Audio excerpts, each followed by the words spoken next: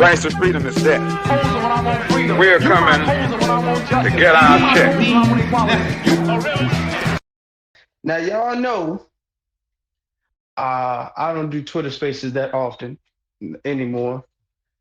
I'm not opposed to them, but it's just not something that I do like that anymore.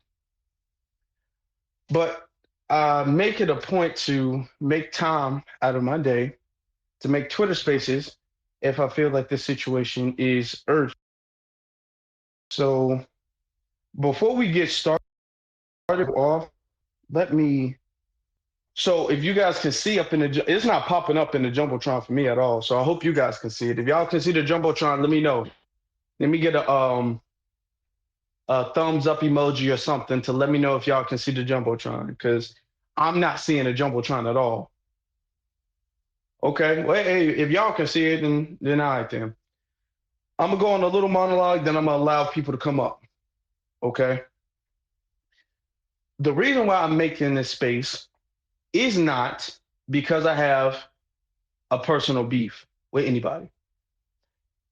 You all know, and I've made this abundantly clear to everybody. Everybody knows that I have a big issue with the Secure the Tribe group.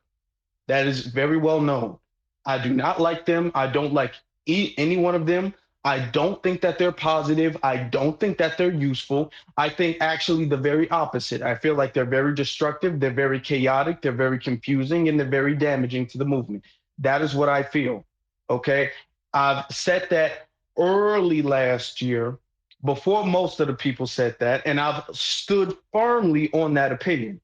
Now, I'm not making this Twitter space to re-stir up any beef. I'm not making this Twitter space because I don't like them and I feel like they're getting clout.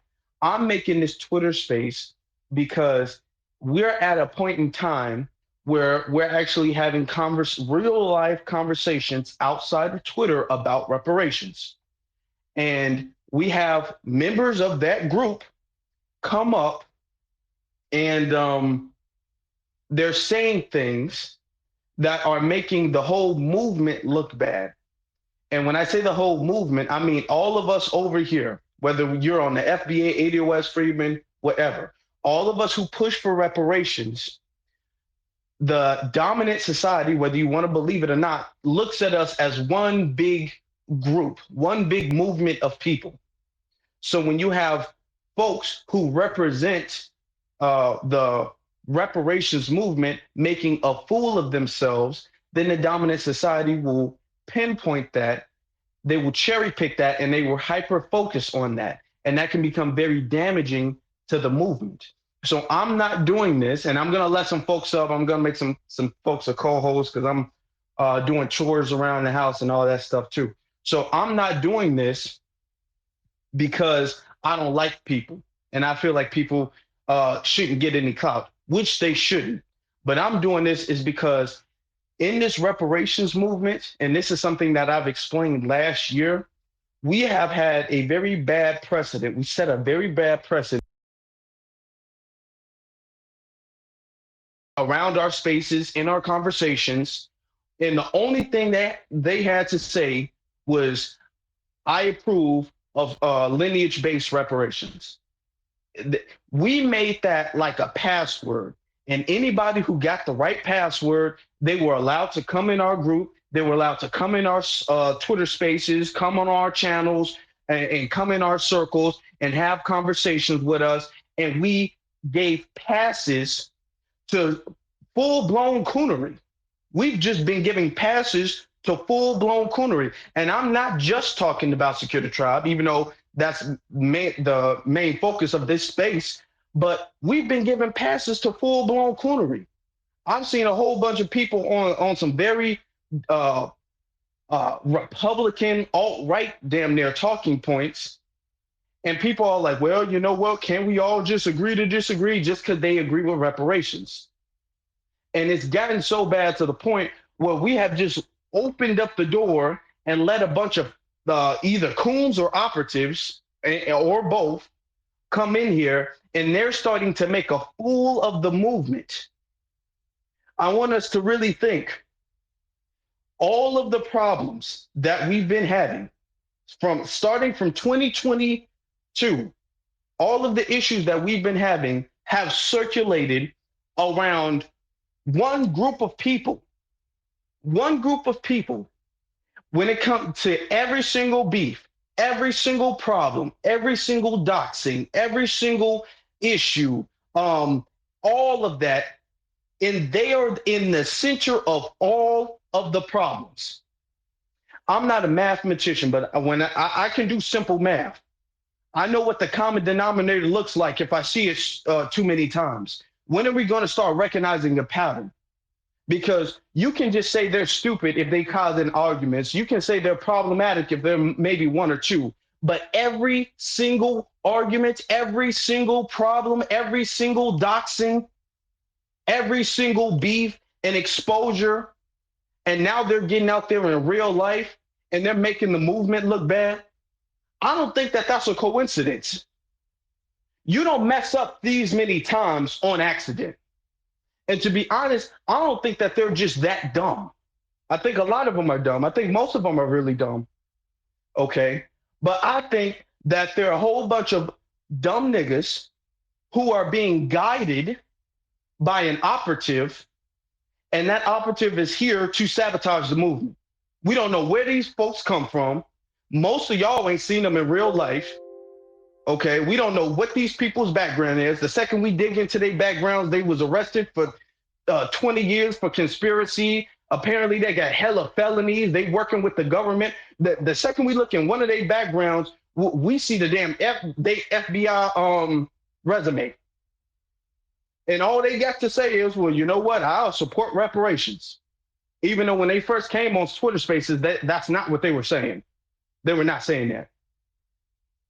If you guys, I don't know why I cannot see the Jumbotron. That's crazy to me.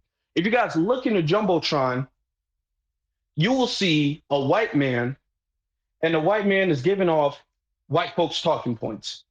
He's giving off, well, you know, reparations, if you do it based off of, it's supposed to be based off lineage. You do it that way, it's racist, and that's against the Constitution. Things like land taking or LA County shuffling around underperforming teachers to black schools, that needs to change, that needs to stop. At the same time, this commission has talked about repealing equal protection laws in California and given cash grants to people to buy homes or to support businesses.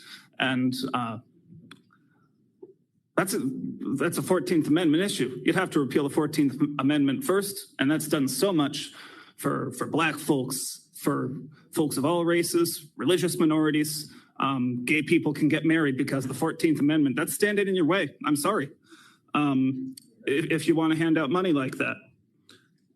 So what I'm saying is either you do it in a race-neutral way, fixing schools, fixing eminent domain, or you listen to the people here, you just hand out money, you get your ass handed to you in court, and it sets everything back, and it shows just how ridiculous and shameful that whole endeavor is. That's all I got. Thank you.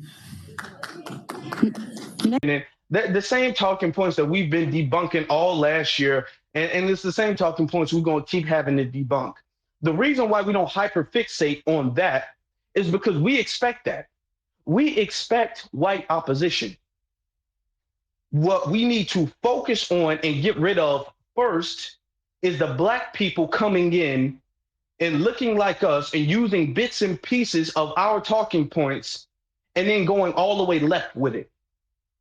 Representing us, to be honest, tethering off of the FBA reparations movement and making it look bad. That is the number one thing we need to focus on. If you guys just saw the American Maroon movie, you would know they talked about how a lot of the quote unquote Native Americans were sold out other black people. They were oppressed and everything. And then they found out that, okay, well, if I sell y'all out, you know, I can get the bag for myself. You guys know the history of the Haitian Revolution. It was the coons who were selling them out and made it easy for the slave masters. We've always had that. And ever since black oppression and white supremacy, there's always been coons. And there will always be until we dismantle the system of white supremacy. And it's about time that we start recognizing who are actually coons and who are just stupid niggas. At first, I gave them the benefit of the doubt and said that, oh, look at them. They just too stupid. They too stupid to be agents. They can barely form a sentence. They in Twitter spaces crying. They in Twitter spaces arguing, talking about smoking weed and getting drunk. They're too stupid to work for the CIA and the FBI. They wouldn't pay. I don't know if they're employed at all. But now I think something different. Now that I see that they're out there in real life, I think something very different. Now I see that these are people who are being used. They're still idiots. I don't think they can come up with their own idea by themselves. They are being used against us. It's a whole bunch of idiots who are being used against us in the movement. This is why I'm making this Twitter space. Now, if you look at the second, y'all can start requesting to come up now. But if you look at the second Jumbotron, you will see this one dude from Secure the Tribe. He gets out there. He starts arguing and not arguing. He starts babbling about Marcel, Naheem, Gabe. Have 2 minutes in fairness to everyone behind you. Please go ahead. Thank you for coming out. Peace to the Tribe 5. Peace to the Rundown Boys. Peace to my ancestors. To the cosplaying chair. Due to your consistent, condescending, disrespectful behavior on social media, we as Black Americans are demanding and commanding you to step down and step aside, effective immediately. You come from a bloodline of tethers. I come from a bloodline of feathers. We are not the same. So, in the words of my great big mama, and to my fellow historian that comes out of 757, get your ass up and K your ass. Now, lineage-based reparations, it is what it is. Meet me about a Tesla, we could talk.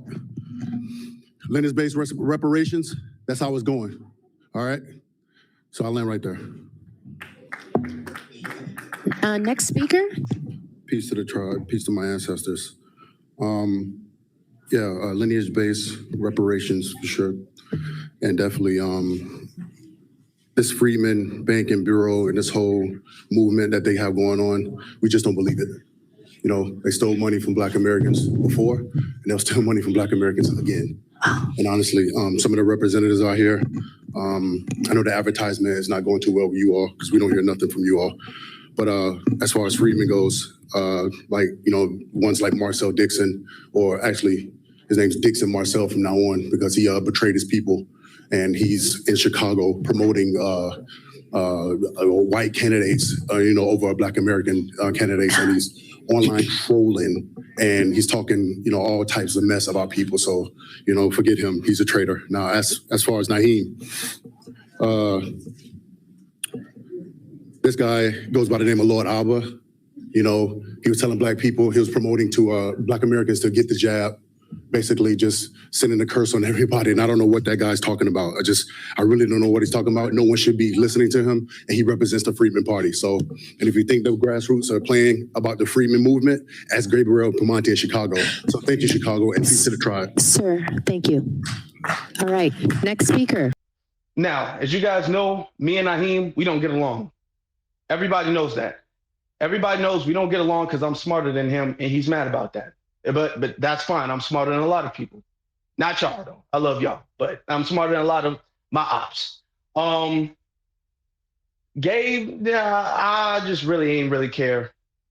I'm in Chicago. Trust me, I know that Gabe was irrelevant. That's why I didn't say nothing, to be honest. Y'all made a real big deal about Gabe, and he was not that big of a deal. Marcel, he needs to stop caping for Secure the Tribe.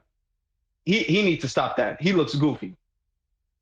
And I've told Marcel that multiple times. So don't go running back and be like, ooh, Marcel, Afro. No, don't say that. Because that's not going to work. I told Marcel several times. I don't know why he keep doing that. Because that's very goofy at this point.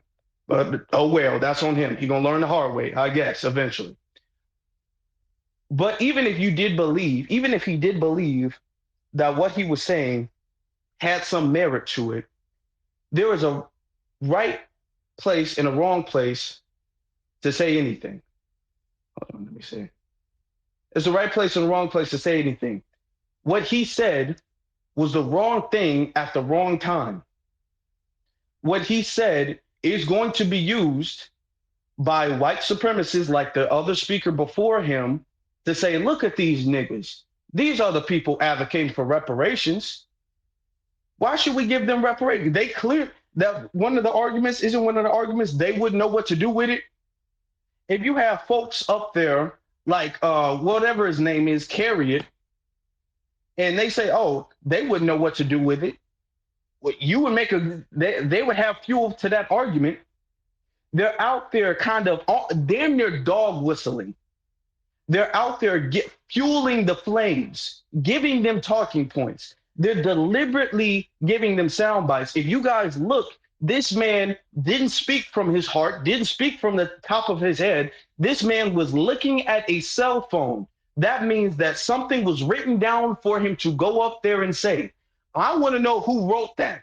To be honest, I don't think he wrote that. I don't think he wrote that. I don't think he knew what he was doing. I think he's just like, oh, I get a camera in my face, I'll say whatever. I think somebody wrote him to say that because they knew for a fact that if he says that, we're going to take that snippet, put that on Twitter, and then that's going to go viral. It's going to get thousands of views, and everybody's going to be talking about this idiot right here. And it's going to derail the movement. He's not the only one. A lot of the Fez wearing Naheem folks, they don't make no sense either. But I really wanted to talk about this guy right here because I've been saying this about the Secure the Tribe folks. And for some reason, folks are scared of them or something, I guess. For some reason, maybe some of y'all gave them y'all social security number. Maybe some of y'all gave them y'all account and routing information. And maybe some of y'all are afraid to get robbed or y'all identity stolen. Maybe y'all afraid that Booby or Sonny is going to knock at your door in the middle of the night if y'all talk shit about them because y'all act like these niggas is the Booby man. And I don't understand that. I don't think they've threatened anybody more than me, and I'm not scared of them at all. So I don't know what y'all afraid of. Or they might be in y'all pocket. I don't know. I mean, it looked that way in some cases. I'm just gonna leave that there. But it's either one of those two, because that's just not logical. Y'all too grown to be doing that. B-Zilla, brother, what's on your mind? Peace, brother. Peace, brother. And shout out to you for hosting this space. You've been ringing this bell for a minute, and absolutely got to tell and give you a credit for ringing this bell from day one. When I first started, hearing about these cats after the space that they did, just for my background understanding of what's going on with these dudes, I was hoping that they would have kind of just died out, but then the false relation to everybody else, when nobody else really rocks with them dudes and they fell out with everybody, we all of a sudden get blamed for everything that they do. I can't now continue to look a year later as that's an accident, because it ain't. Also, on top of that, just look at the simple fact, I just call it strategically stupid, because that's what they're doing. They're pulling off, and that's a mastery art right there. To be strategically stupid, you're always putting a person that does not have good sense in a position to always have the mic in public settings. That's way too strategic. At first, I thought it was just secure the short bus and everybody just kind of find like-minded friends around them. But now that we see how things are really turning out, it's looking way more strategic than not. And that would be my first piece on it. Yeah. Have you guys, y'all see that? I think it was Jackie Chan, the Drunken Master, where this man, I watched that as a kid. Jackie Chan was a drunk, and everybody was all like, it would be people trying to like rob him or something like that. And they'd be like, oh, look at him. He's drunk. He can barely stand up. but then when he stand up, he would be wobbling all over the place and he would whoop everybody ass. And eventually people started to act like, okay, yeah, he acting like he drunk. He acting like he can't stand up, but he just laid 10 niggas out. Like, okay, this is a dangerous person. That's kind of the vibe that they giving me. They giving me the drunken master type vibe where we think like, oh, these dudes, they too idiotic to be a problem. These are just a bunch of marker sniffing, glue eating, short bus driving, or not driving, riding idiots. They can't possibly be a problem. They're not intelligent enough to be a problem, yet we see them in the middle of every single problem. So it's almost like they kind of know what they're doing, and it's the facade of we kind of just dumb and it's just an accident how we cause all the problems. I think that that's very strategic. Let me see. I don't know why my Twitter space not working. I'm trying to get more folks up. Beazle, hold on. T, brother, TE, you can go ahead. Oh, no, bro. You can unmute yourself. I'm driving in the store. How you doing, brother? I'm good, bro. How you doing, man? I'm driving in the store, man. I'm just listening right now, bro. Yeah, I'm driving. Oh, okay. All right. Be careful. Black Alpha, you can go ahead. Peace and love, family. Y'all can hear me well? Yes, sir. All right. Let's get to it. I'm going to say it like this, and I agree with everything my brother Afro just said, okay? But I'm going to take it a step further. A lot of people out here be giving platforms to these trolls, and we're going to talk about that because if we speaking about the movement, we talking about putting it down, we understand there's always going to be ops, there's always going to be little agent people running around, funny style, off-coded people. But I'm tired of seeing spaces where you bring on these babblers and you put them on a platform and you let them go back and forth with people who are actually talking sense. And what part does the person who's on code talk to the person who's off code? Matter of fact, I seen somebody just the other day said there ain't no such thing as a code. So if you ain't got no code, then you need to sit your ass down. How about that? That's the way we got to play the game. Do not have somebody in the space talking about there ain't no code, but you letting them go tick for tack with everybody who's on code. That is throwing salt in the game. That's giving the game a black eye. We are in the 11th hour. We're about to get to our reparations and everything else that we're out to get. But we cannot have people coming in here saying, well, let me go find the biggest troll and give them a platform.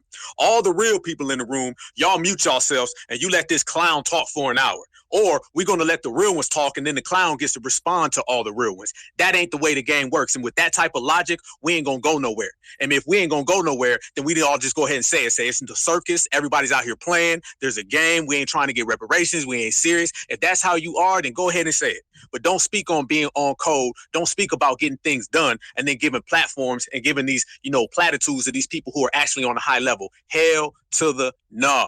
That's got to stop because every week I see some type of space where these trolls is out here and they letting them talk. They letting them run their mouth. They letting them talk back and forth with the real ones. It's like this. When the teacher is talking, the students got to be quiet. All right, you ain't never went to no classroom and the damn teacher's in the audience and the students on the stage teaching. If somebody says there ain't no code, then they disqualified. It's real easy. Somebody say there ain't no code, then cut them off. Somebody say, man, well, I believe that reparations should be an Uber drive and some Big Macs. Nah, well, they got to go. We can't sit here and entertain this bullshit. I know a lot of people got a thirst for love and hip hop. A lot of folks love that. They trying to get them ratchet reparations. They trying to get them rapper reparations because I think a lot of these guys are failed rappers. I think if you probably look on YouTube, they was a MC off code or MC goddamn butter biscuit and they shit flopped. And then they say, well, I can get into the reparations movement. I can get into the black empowerment movement. And then I can try to make something for myself. And then they come in with a lot of that ignorant hip hop shit. I'm not even lying. This particular group that we talking about, I seen a lot of them have rap songs dissing each other. This is what it's on, family. We trying to go to these reparations task force. We trying to get tangible policies, and these cats is making diss records. They making diss records about each other, putting beats out. Man, this ain't no rap stuff, and this ain't no game. This is for real. We out here genuinely trying to make something for our future, and we're not going to be sabotaged because people want to give a platform to a bunch of time-wasting tethers, time-wasting trolls, or just anybody who's off code. So I think in terms of regulating, we understand that these ops is going to be out here. Like my brother Afro was just saying, he been ringing the bell on these folks for a long time. But every time we ring the bell, there's another space saying, go ahead, Mr. Off Code, talk for an hour. And they can barely speak. So if you let them talk for an hour, they stutter, fumble, and bumble over their own words. So it's going to be at least 2 hours before they finish the damn sentence. We ain't got that kind of time. If you're going to give time to somebody, let it be somebody who knows how to speak, not somebody who sounds like they chewing on rocks. Okay, so we got to make sure that everything that we do is certified. We got to make sure everything that we do is real. And if somebody is on code, give them the platform. Because every time you give the platform to somebody who's off code, you're wasting time for everybody who's out there genuinely trying to push the line. That's my piece. And we right here all day, Afro. Absolutely. Now, before we get to our brother Bezilla, let me just second that point real quick. One of the things that keeps Black society down is the fact that Black people are too inclusive. And when I say Black people are too inclusive, I don't mean with just other Black folks. Black people are too inclusive with Black people. Y'all can quote me on that. Black people are too inclusive with other Black people. Okay? Black people are the only ones who sit up there and be all like, well, I know he sounds like an idiot. I know she sounds like she don't know what she talking about, but everybody got to get a voice. It's only fair if we let everybody speak. White folks don't be doing that at all. White folks don't do that. White folks say, okay, we the white people with the power and the resources. This the rule, and all the other white people get in line. And if you don't get in line, there's going to be consequences. Black people, the only one like we need a vote. This is a democracy. Everybody, and then we always get the special ed folks coming up in the room and everything. And we all like, no, we really don't got time for babbling. No, but you got to understand. No, he makes a good point. He makes a good point, though. I can understand where he coming from. You got to let him speak. Let him finish his thought. I'm sitting there like, not really. No, you don't got to let him speak. That's one thing. There's people in my spaces who've requested to come, not this space in particular, but there's people who've requested to come in my spaces. I don't let them up. I'm gonna tell you something about me. I personally do not feel like everybody deserves a chance to speak. Sometimes if you have shown that all you do is babble and all you do is waste time, you have forfeited your chance to speak freely. You can speak when all the smart people don't want to speak no more. And there's a little bit of time to kill. That's when you can speak. You don't get there's not no equal rights here. This is a hierarchy. You got babblers, you got people who just got out of prison, you got people who've been making flopping mixtapes all their lives. And I swear one thing before we get to the hands, because I'm gonna be here for a minute. Please stop calling these people young. Please stop that. Do y'all know how old these niggas is? You got folks pushing 40 talking about they the young kids on the block. On what block? The block at the retirement home? The block at the senior citizen building? What block are these the young kids? They dyeing their gray hairs talking about, yeah, we the new kids, we the new generation. The new generation? What are you talking about? Y'all got bad backs and bad knees. Sitting up there wearing a brace and a cane talking about we the new kids. What? Grandma, if you don't go home and put your dentures in a bowl and sit down and drink some Inshore, okay, and watch Bonanza and let the young kids actually do the work. Shit, man. Beasley, you can go ahead. Some Inshore. Man, the thing that gets it for me is the lack of accountability. Now, either you stand together or you don't. And we hear a lot of people, okay, prime example, we as FBAs, they're always trying to call this lineage a group. But you have that thing right there, like I said, secure that short bus. They move and talk as a group, but then when somebody gets up there doing something so asinine as that white hip idiot, he gets up there and starts talking crazy in a public forum, talking about Twitter beef in front of a reparation panel. And here's my point. And this is how you know when the idiot squad is speaking versus people that really have an agenda. And I'm sorry I have to say it like this, but it is the idiot squad, because they go up there and they start making things personal about individual people.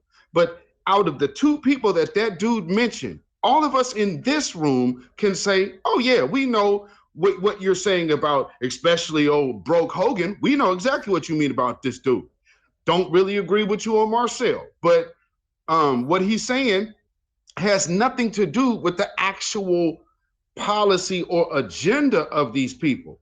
So he's not telling these people anything. And if you notice, that again is strategically stupid. because you're not really talking about anything. You're only talking about the people. We could talk about the people, but thus far, even in this space so far, we've been talking about the actions. And you heard that dude get up there and talk about no actions, just random names for nothing. So yeah, just I can't help but notice the lack in accountability, because I did hear that space yesterday when one of those Secure the Tribe leaders got up there and started speaking, and he totally sidestepped the fact that what dude did was out of place. I don't respect that at all. And you want to be in the forefront of a movement, you have to be able to demonstrate accountability before the group, or either sit your little ass down. That's kind of how I feel about it. But back to you, my brother. Okay, I'm gonna say this. Marcel pushes reparations. The tribe claimed to push reparations, right? So I understand they have their differences. They got their issues. Okay. But when you're on stage and you have an opportunity to advocate for reparations, what you shouldn't be doing is going after other people who are pushing reparations, all especially in front of mixed company. You know, all of your issues and your grievances and stuff like that, we can handle that in-house. We don't handle that out. That was not the right place or time to handle any of that whatsoever. Okay. This man came up there and we didn't understand what he talking about. Nobody understood what that dude had to say at all whatsoever. And he's getting defended.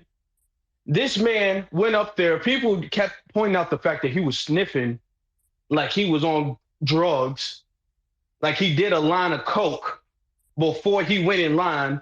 This man was rocking back and forth like, oh boy, I'm going to kill him. I'm going to kill him. I'm going to tell you. He got on stage. He was all like,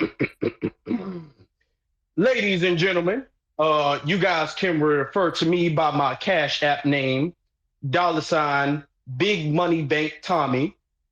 Okay. Hashtag delineation, hashtag feather team, hashtag team no sleep. Now, I want to say on my social media, on my Twitter account, people keep making memes about me. And that's because I'm pushing reparations, because my people are from feathers, not tethers, like your folks are. So as you see, I put in the Jumbotron, or I tried to put in the Jumbotron, a clip of the last night space that we had. You know what I'm saying? People steal like, he literally came up there sounding like that. This man, first off, listen, when I heard it the first time, I was crying laughing. I'm in my car, literally rolling. Oh, I don't know how you roll over in the driver's seat of your car, but I was doing it. I was rolling. I'm like, are you serious? This man is literally sitting up there like, yeah.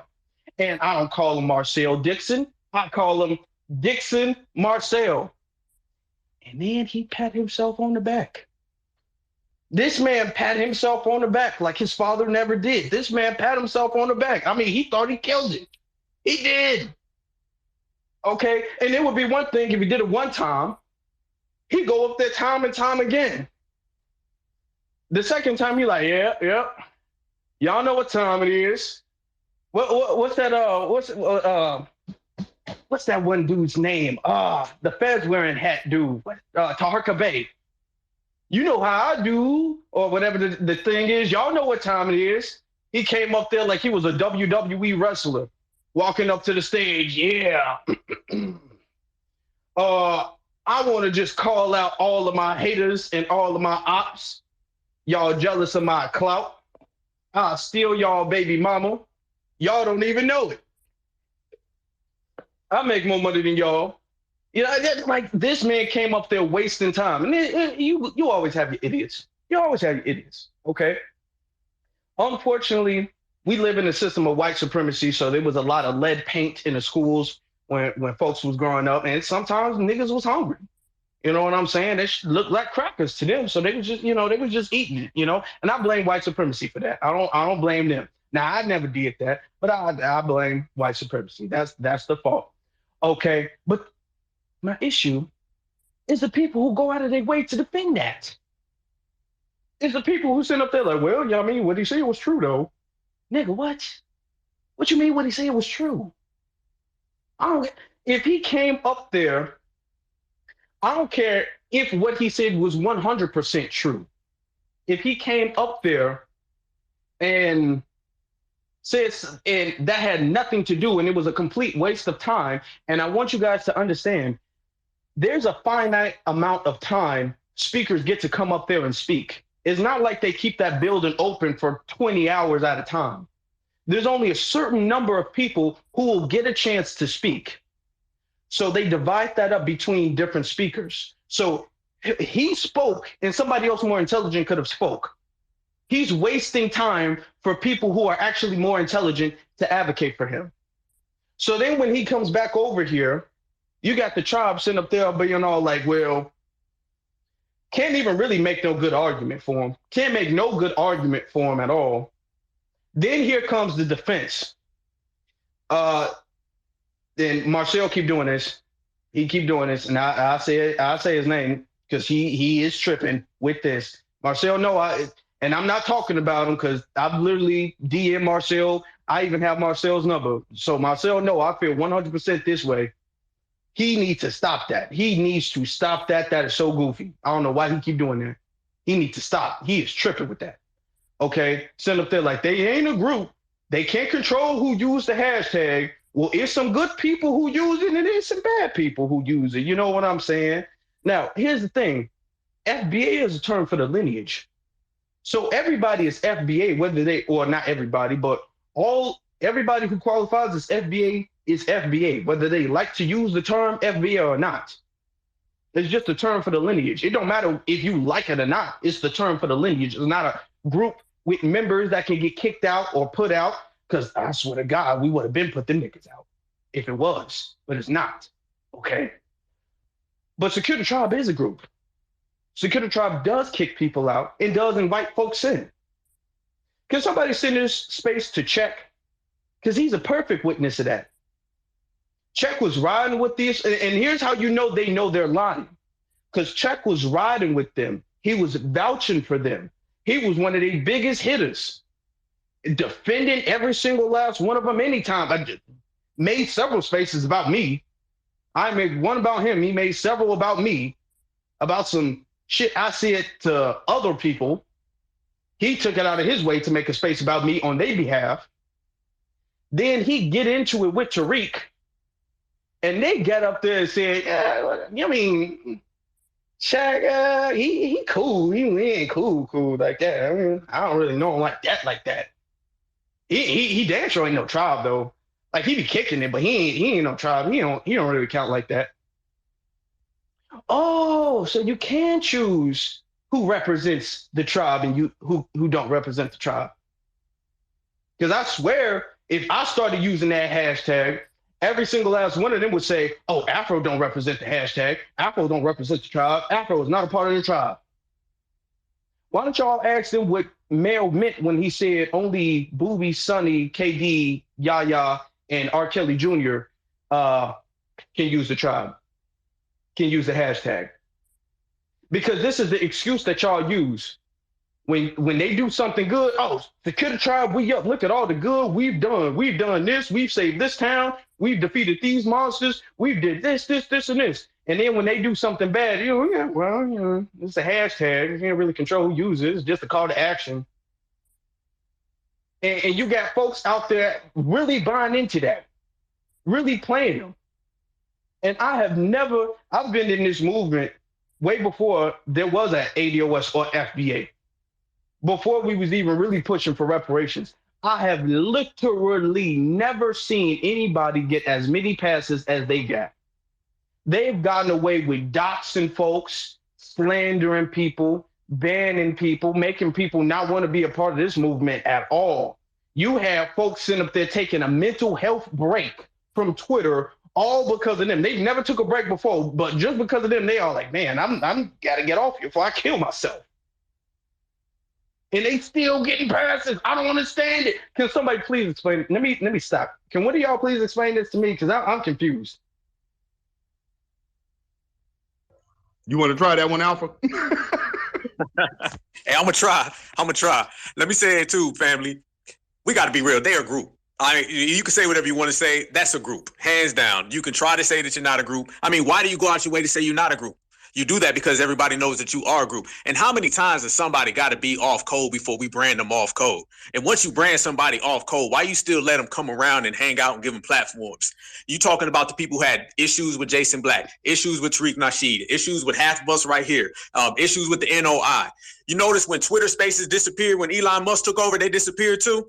Soon as them Twitter Spaces went away, they was gone. So you sitting here talking about Twitter Space activists. And when Twitter Spaces don't exist, neither do they. So you see that they're not significant. I seen one of them dudes talking about he was outside or something. He might have been at the, Willy Wonka chocolate factory because he's a little Oompa Loompa. And you know what I'm saying? When I see you standing next to a Hyundai and the Hyundai's taller than you, I don't really take you too serious.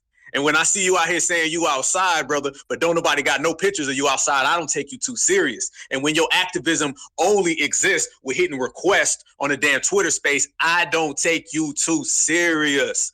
So I think everybody in the movement who's on code, it's all of our job to regulate those who are off code and quit playing games. So if you see somebody bringing somebody around and they're talking reckless and they speaking down on the respected people in our community, then we need to go ahead and start calling them out. You can't be escorting people in. You can't be saying, oh no, they're a hashtag or they're affiliated with a hashtag. Well, your hashtag is affiliated with your group.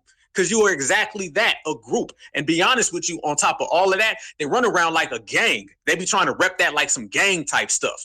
When my brother Afro makes a point, people sitting here taking mental health breaks because you doxing them, man, that ain't cool for the movement, family. That ain't cool for the movement. I want everybody to go back to the 1960s and 70s. That type of energy is the same type of energy that derailed the civil rights era. When you see the Black Panther Party, one of the reasons why they ended up having all the turmoil and strife that they had is because half the people you seen with them leather coats on and them afros and them guns, them people were not Black Panthers. Those were folks who came off the street, dusty as hell, just like that big Baloo looking dude at the goddamn California task force the other day. Looked like he pulled his shirt out the dirty clothes basket, had shades on, didn't mention reparations, and went right into Twitter beef. That's that same type of energy cats had back in the 1967, 1968, 1969, and 1970s when they were out there cosplaying Black Panthers. So these people are out here cosplaying Black activists. Everybody who's out here genuinely putting work, these folks ain't putting in work. And if they were putting in work, we'd be able to point to it. Can somebody point to it what they've done? Just straight up. I mean, it would be easy. Point to me and tell me directly what they've done outside of a Twitter space, a 22-hour Twitter space that go on from goddamn breakfast, lunch, dinner. You can get a snack. You can go home. You can come back. You can go to bed, wake up in the morning, and it's still going. Point to me what you've seen these people done that is actually genuinely work related to the movement. Nothing. It's always beef. And, this little thing where we don't know who's messy, we know who's messy.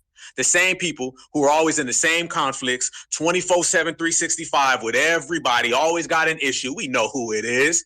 When you go into a classroom or you go anywhere and everybody's over here having a good time and you got three little people over there in the corner, those three people over there in the corner, 9 times out of 10, them is the troublemakers. And that's what these people are here for. They're here for trouble. It's this whole thing where I'm going to save the community, and to save the community, I got to beef with everybody. No, you don't. No, you don't, because it's going to take all of us to get where we going, and it's going to have to take some real ones to go ahead and step up and say, listen, off code got to go. Because I'm going to say it like this, family, the more we allow people who are off code to linger within the community, the harder it's going to become for us. Now, like my brother was just saying, they not just sitting here on Twitter space, they popping up at these reparations task force trying to sink that ship, bringing Twitter space. Come on, family, we talking about Twitter. What Allen Iverson said, we talking about practice. We talking about Twitter. These folks is on Twitter having Twitter feuds and taking this to reparations task force where you got like a minute and 25 seconds to speak.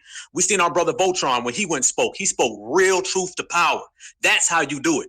That's how you execute. That's how you speak. That's how you take your time and you get done what needs to be done. And then when these people follow up and they say things that are completely off code, never even mention lineage, never even mention reparations, just talk a bunch of nonsense, and we expect people to come around and defend that? Nah. So we're going to have to go ahead and regulating folks not only who participate in the op behavior, we're going to also have to start calling out folks who defend op behavior. It's like your neighborhood. If you got somebody that come around that ain't cool, they got dirty paperwork, and then you see somebody escorting them, you need to get their ass out the barbecue, and then you need to get the motherfucker who brought them out the barbecue, because we cannot allow that type of energy to fester, especially when we are on thin ice. We are in the 11th hour, and we talking numbers. We talking money now. So I don't know about anybody else, but I'd rather talk money And I'd rather talk paper than talk about hating and talking about nonsense and talk about being messy or loving hip hop. You want loving hip hop? Go watch VH1. You can watch that shit all day long.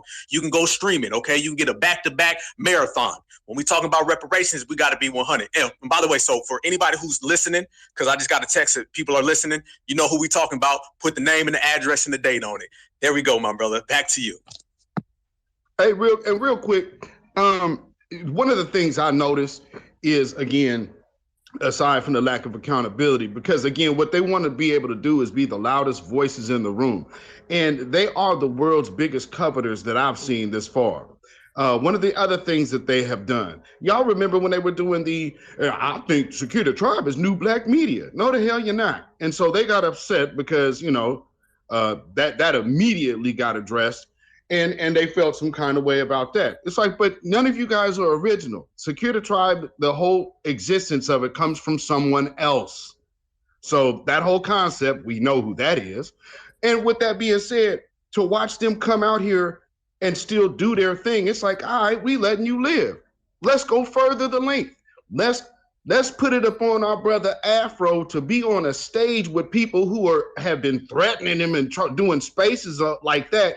And this brother comes in peace to sit up here and mend the fences with black folks. We even got Naheem on the stage. We got members from the tribe on the stage. And these fools turned right on around and started right back into the nonsense.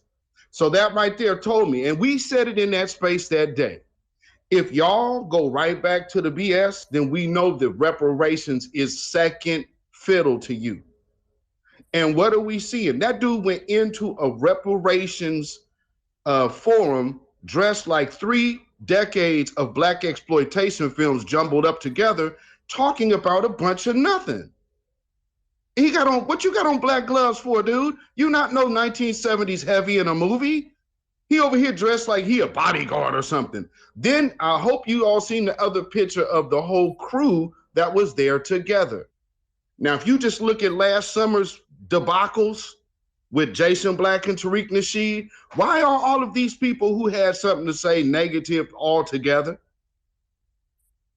I'm telling you, I'm seeing a strategy, and it's strategically stupid.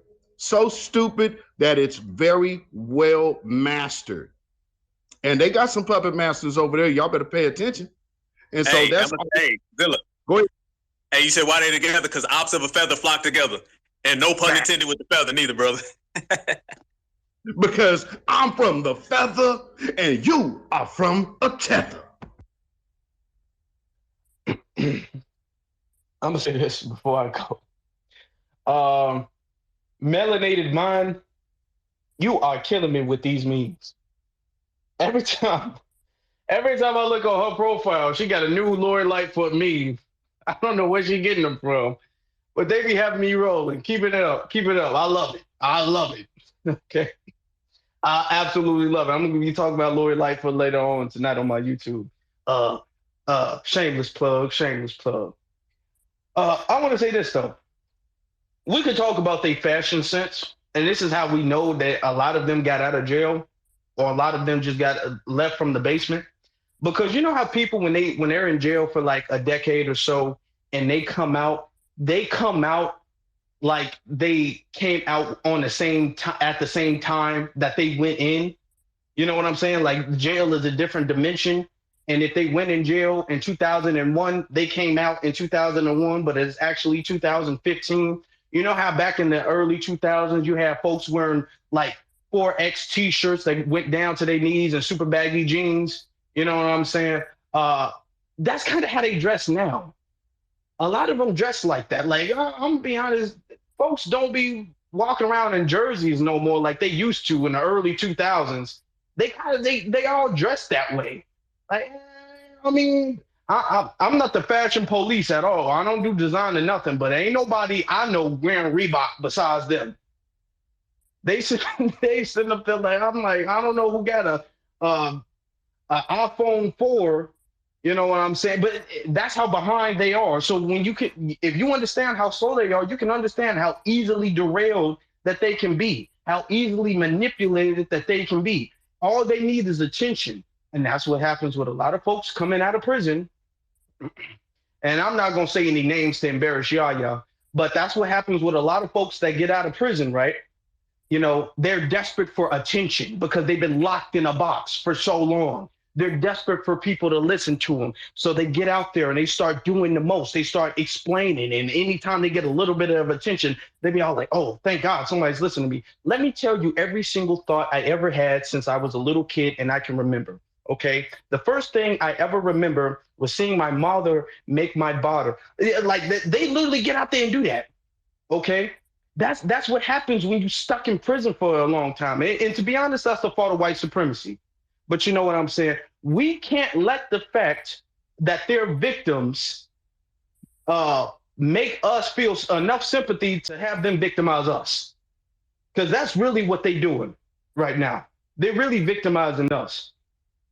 I want to get to our brother Rilla Perry. Rilla, you can go ahead. What's going on, Afro, Black Alpha, Beatzilla? Hey, can y'all hear me? How you doing? Yes, sir. Hey, man, that dude went to a reparations hearing to make a statement. And it wasn't about reparations. It was about dissing Abba and dissing Marcel. And I'm not sure if you guys caught the joke he said about Marcel. He was like, he said, I don't call him Marcel Dixon anymore. I call him Dix in Marcel. Did y'all catch that? I thought he just said Dix and Marcel. I'm like, okay, you switched the names around, but he said Dix in Marcel. Oh wow, okay. Yeah, I caught that, brother. I caught that. I thought that was some sucker shit too. Right, that was. Yep. And I was like, man, why would you go to a reparations hearing and say that? All you got to do is say, I support lineage-based reparations. This, that, the third. Thank you for your time, and roll out. You know what I'm saying? So that dude went to that reparations hearing just to make a statement about some fucking Twitter beef that no one cares about outside this app. And I'll land my plane there. Why did he have to do it homophobic though? Because that almost looks like you're trying to make all of us look like homophobic. So he slips the little homophobe thing right there. Like, nah, that strategic thing is killing me. Really, you go ahead. Also, Afro, I gotta disagree with you with your monologue you said earlier when you said you felt like people wrote that down for him because he's reading off of a phone. I think what he had to say off of his phone, he wrote that. You know what I'm saying? That's a lot of their talking points that they use. He wrote that, and he wrote that. You think he wrote it by himself? He's not dumb. He's not dumb. He's not dumb. He wrote that. He went to that hearings with a agenda, bro. He definitely wrote that though, and that's a lot of talking points. It is a lot of their talking points. It is a lot of their talking points. He might have wrote it. Yeah, it could have been him. Could have been his phone. Yeah, let's go. Either way, those talking points is very destructive. And either way, whether he wrote it or not, folks knew that he was going to write that. Folks knew exactly what he was going to say. He came there with a posse, and everybody knew, like, if I get a chance to get up there, this is what I'm gonna say. And I'm sure they gathered around in their little circle and said, okay, well, if anybody gets a chance to go up there, this is what we have to say. Okay. So yeah, I'm sure it was them and the little pea-brain posse over there who never really accomplished anything in their life. Got up there to sabotage. Let me tell you something. I have beef with people on a personal level, and then I have beef with people on a movement type level. Now, you guys know I have issues with Secure Tribe on a movement type level. And they turned it personal. I didn't, but they did, right?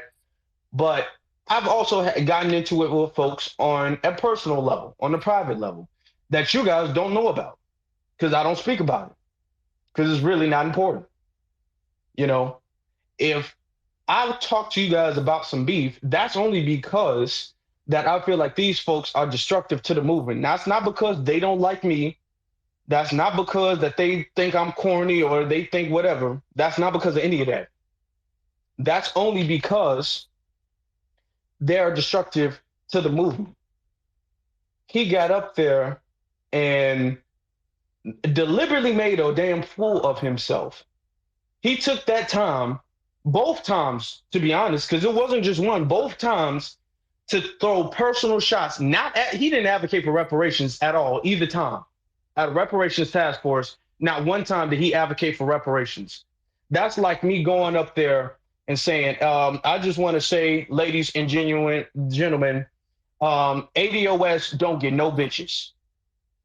And I land there and then walk away from the mic. What the fuck?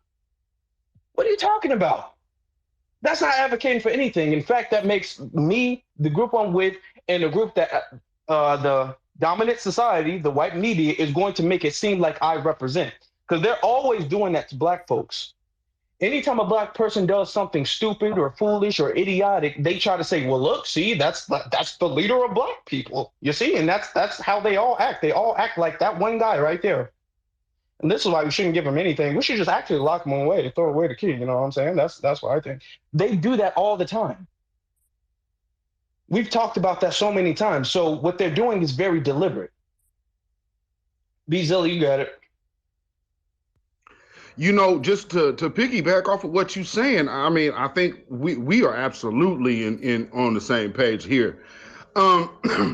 He's doing something very calculated. And what he's doing is like, okay, I'm going to get here. It's almost like the Chris Rock thing, sending dog whistle talking points to interrupt and interfere with the reparations conversation, and doing it on such a medium that, oh, well, hell, this is what it represents. And I cannot help but go back to that picture that now is in the comment section right here. Why is this dude right next to the other dude who was also caught saying something crazy at a reparations meeting where he talking about, if y'all don't give it to us, y'all know what's going to happen. And then they're together on this? Come on, family. I'm just saying it's time to start calling a spade, a rat, and an agent, because this ain't just straight up short bus stupidity. And oh, they just too stupid and they just too young. No, they stupid like a fox. They stupid like a fox. That might have to put that one on the shirt. Secure the short bus. Back to you, brother.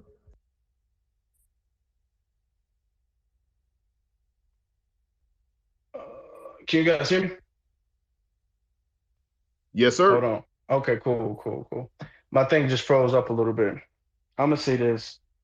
When we talk about the things that they've done, I do a lot of stuff that you guys see online, and I do a lot of stuff that you guys don't see.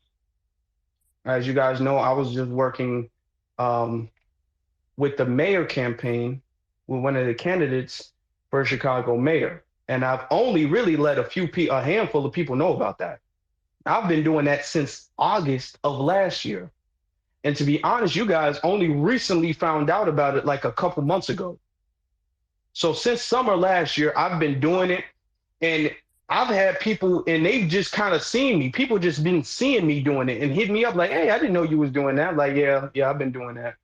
I've been working at many different, volunteer events, food drives, back to school stuff, all that stuff. And most folks don't know about that.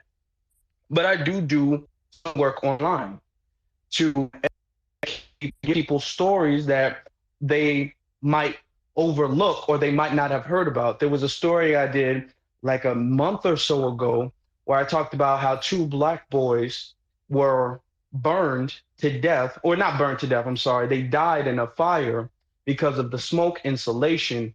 And there were two white firefighters who left them in a burning building. They said they searched the building. They lied. They didn't. They left them in there too long, and they wound up passing away. And I made a YouTube video about that. Okay. The reason why that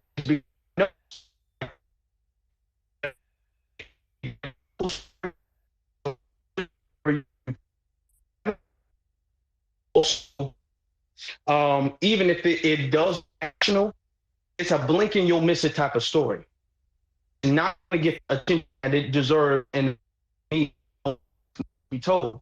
So I try to go out with Torian Rain. He does this a lot often too. we try to go out of our way for story to get story that most people need to hear about, but don't often hear about. So when people say you're just doing this for content, because I hear that a lot, you're just doing content. Who's to say that content is not important? Who's to say that media is not important? This is just being a content creator in and of itself. If that was all I did, which is not, but if that was all I did, that is not easy. I'm out for every single content creator in this room, content on a consistent basis of making content, making music, doing things. That's an easy thing. It's not a thing that we get a lot.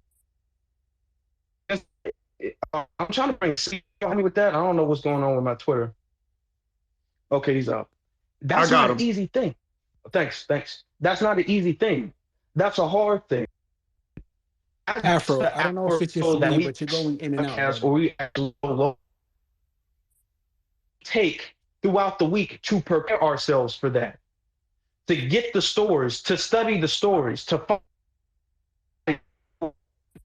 to do the, to make the story interesting. Afro, brother, I think you in the Matrix, family. You in the Matrix, brother. Yeah, you in the Matrix, bro. Y'all can't hear me? It's jumping in and out. Hello? Oh my God. Yeah, it's jumping in and out. Okay. I think you can only. Yeah, but you jumping in and out real heavy.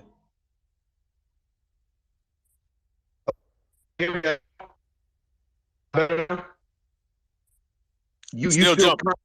Yeah, still jumping. All right, y'all just get back to me. We'll just go on with the hands then. Oh no, now you good. And now you good. I'm cool now?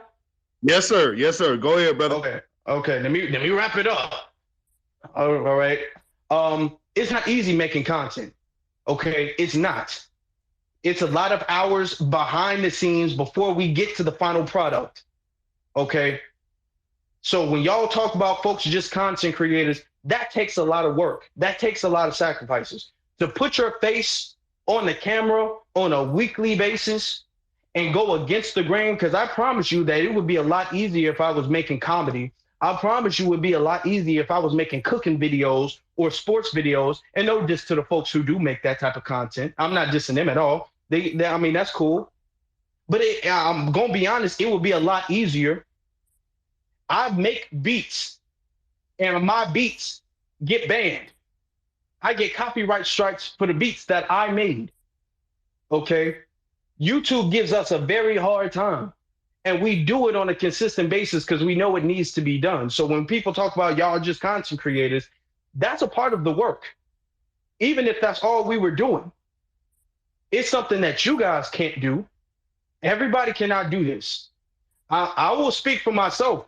Being a content creator, it will make you think once or twice, like, damn, do I really want to do this?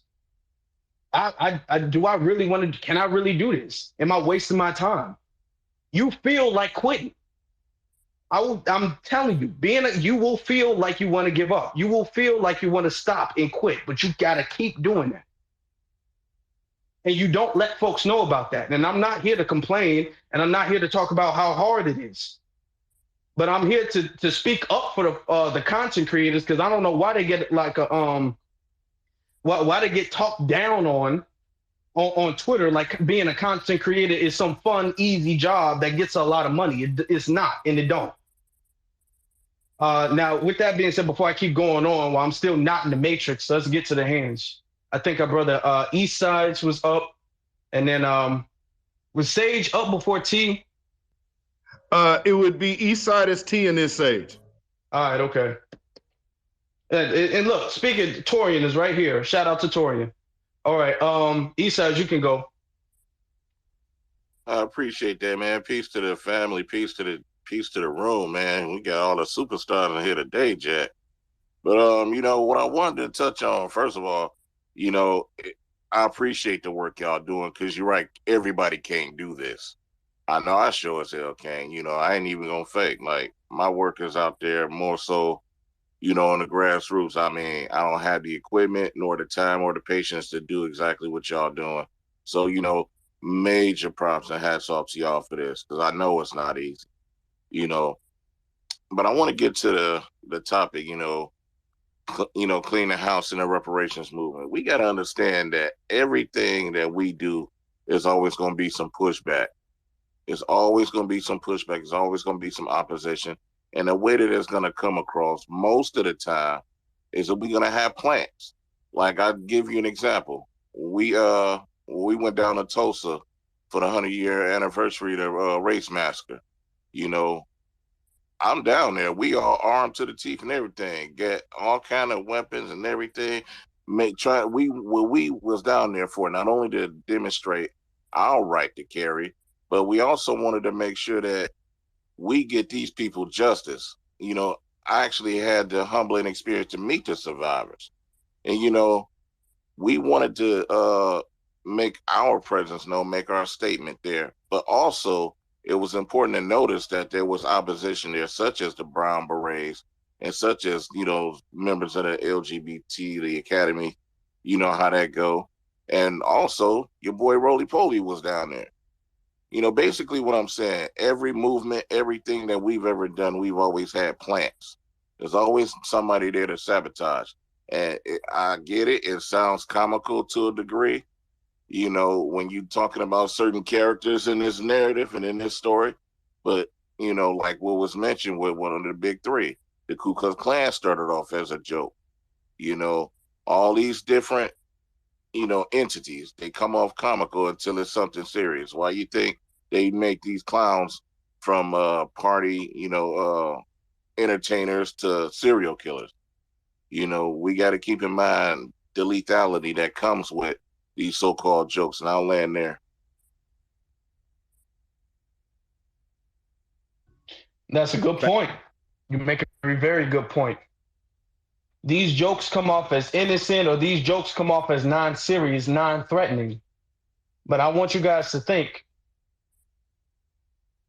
part of the whole ADOS and FBA breakdown, and even still, people weren't threatening to fight nobody and find nobody and dox nobody. I mean, there was a couple of doxes going on. I've seen that, but for the most part, that wasn't really going on. We wasn't called a hate group at all for years before they popped up. Then they pop up. Now there's beef. Now back in the Matrix, brother. You're back in the Matrix.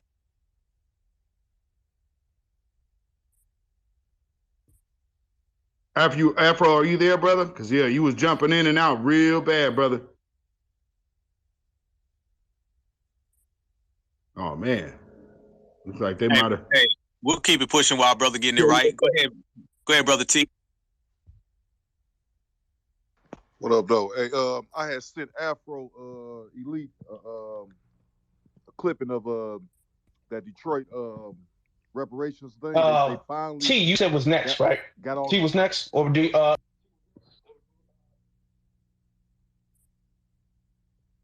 Yeah, hey Afro, I don't know. You can hear us, brother. Yeah, we got T speaking now. Yeah, right. T speaking now, Afro. All right, yeah, I sent my man's print, what they call it, a snapshot of the reparations board they just put together the last week of February in Detroit, and I think they're gonna end up doing the same thing here like they did with the goofy motherfucker that was down there on the clip of y'all showing on Twitter or whatever. My thing is, when I go, because I'm going to say, because I did get called for that. I did fill out the application or whatnot. One of the fellas did call me, and acknowledge that they received my application for the reparations board here in Detroit. But I didn't get it, as obviously why, because I'm a fucking hard knock motherfucker. But when I get an opportunity to speak in front of these people, what exactly should be said? You know what I'm saying? Because I don't want to go out like no Willie Lump and shit and just be out here just saying anything. Because I want to shoot the boycott nationwide thing on top of the reparations movement. I want to be specific and concise of my direct approach to these people, because when I inboxed the girl Sheila, and I said that make sure there's no immigrants on there on this board, and she was like, there aren't any. You know what I'm saying? That's all I need to hear. But as I was talking earlier, I don't know if y'all was on this thing earlier today, like about 4 or 5 hours ago, I was explaining to some guys on Twitter that this all stems from them trying to start African Town in Detroit. You know, this reparations thing stems from that when those black folks stopped that African Town that Dr. Claude Anderson was about to build in Detroit. They stopped it cold turkey, and they didn't know why. I told them that the immigrants here were paying the city council people off because they wouldn't have made no money here in Detroit if that African Town had gotten started. So that's then that was like 2008 or 9 or something like that. Then all of a sudden the reparation thing just took back off again, and we're taking the man. We follow behind Dr. Claude Anderson, and I want to make sure when I do go talk to these people, I want to make sure that I say the right goddamn thing to these motherfuckers, because they're going to have to pay some money to us. And the way it's seeming, we got a big old class action lawsuit. And then we don't even, the 1.8 trillion we spend with these motherfuckers anyways annually is going to stop as well. So I'm trying to make sure, I'm just listening and just trying to make sure what exactly could I say, and my pointers, what can I say exactly for my little five minute moments of fame that they about to open up for in a couple more weeks for the reparations panel. I just want to know just exactly what can I say to these fools, man, because I don't want. I'm sorry about that, y'all. I don't know what happened. The space just dropped. Sage, you was man, and to be honest, I was trying to get it to work. I was trying to wait. I really was. I knew one of y'all was talking, but I couldn't even hear anything. The last few minutes, I couldn't hear nothing. Sage, can you hear me? Can y'all hear me? Yeah, you good. You good on the frontier. It was, I figured it out. I figured out what happened. What was that? What That happened? damn Chicago style pizza. You see, this is what the problem is, man. This is what the problem is with y'all. This is what the problem is, man. And Black Alpha, back me up. It was that damn Chicago pizza, bro. That Chicago style pizza, bro. That shit just fucks up everything, and it fucks with the towers. I'm kidding, brother. I'm kidding. You got jokes. Look, y'all can't say nothing about me to New York get rid of those rats. Y'all rats the size of cats out there. Y'all rats bigger than the cats. That's what the cats don't be doing nothing. Yo, I heard that cats are scared. I heard that Chicago got wolves running around. Is that true? Is that true? I heard they got wolves running around that night and shit. We do, but we getting rid of those. Lori Lightfoot is gone, so the wolves gonna be following her out the building. Oh man, hey y'all, I'm sorry about the space, y'all. Y'all know Twitter be hating, and there's really nothing I can do. I'm gonna ask my co-host how everything landed, how everything left off, because I really couldn't hear nothing. The brother T, I believe he was cooking. So yeah, T, hey brother T, he was getting it in about Detroit. He was speaking that good about Detroit. Hey, Afro, you know the trolls will listen to the replay anyway, brother. Hey, I thought they blocked this page again. I'm like, God damn, I only be doing shit. But I was just asking, man, because like I said, I sent Afro the pic of the reparations thing they got in Detroit. They just got all the panel complete at the end of February, and folks gonna start talking real soon.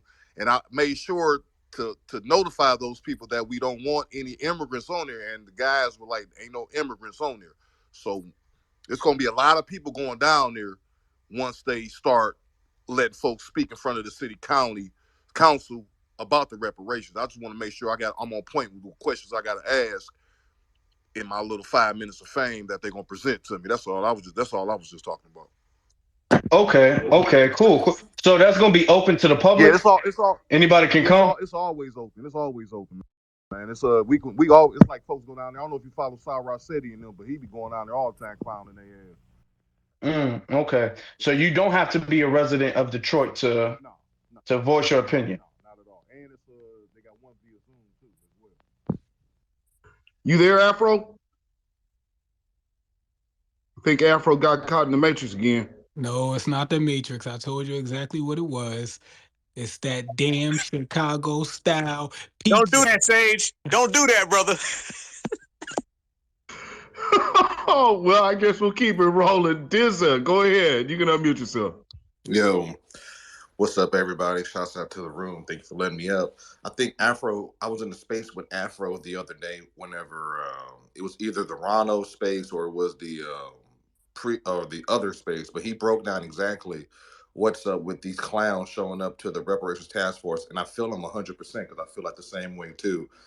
I understand that some people might feel like they're Native American, they're American Indian, all this kind of stuff, and that's cool in the game. But you need to take that up to like the go up to like the reservations that already get $20 billion a year.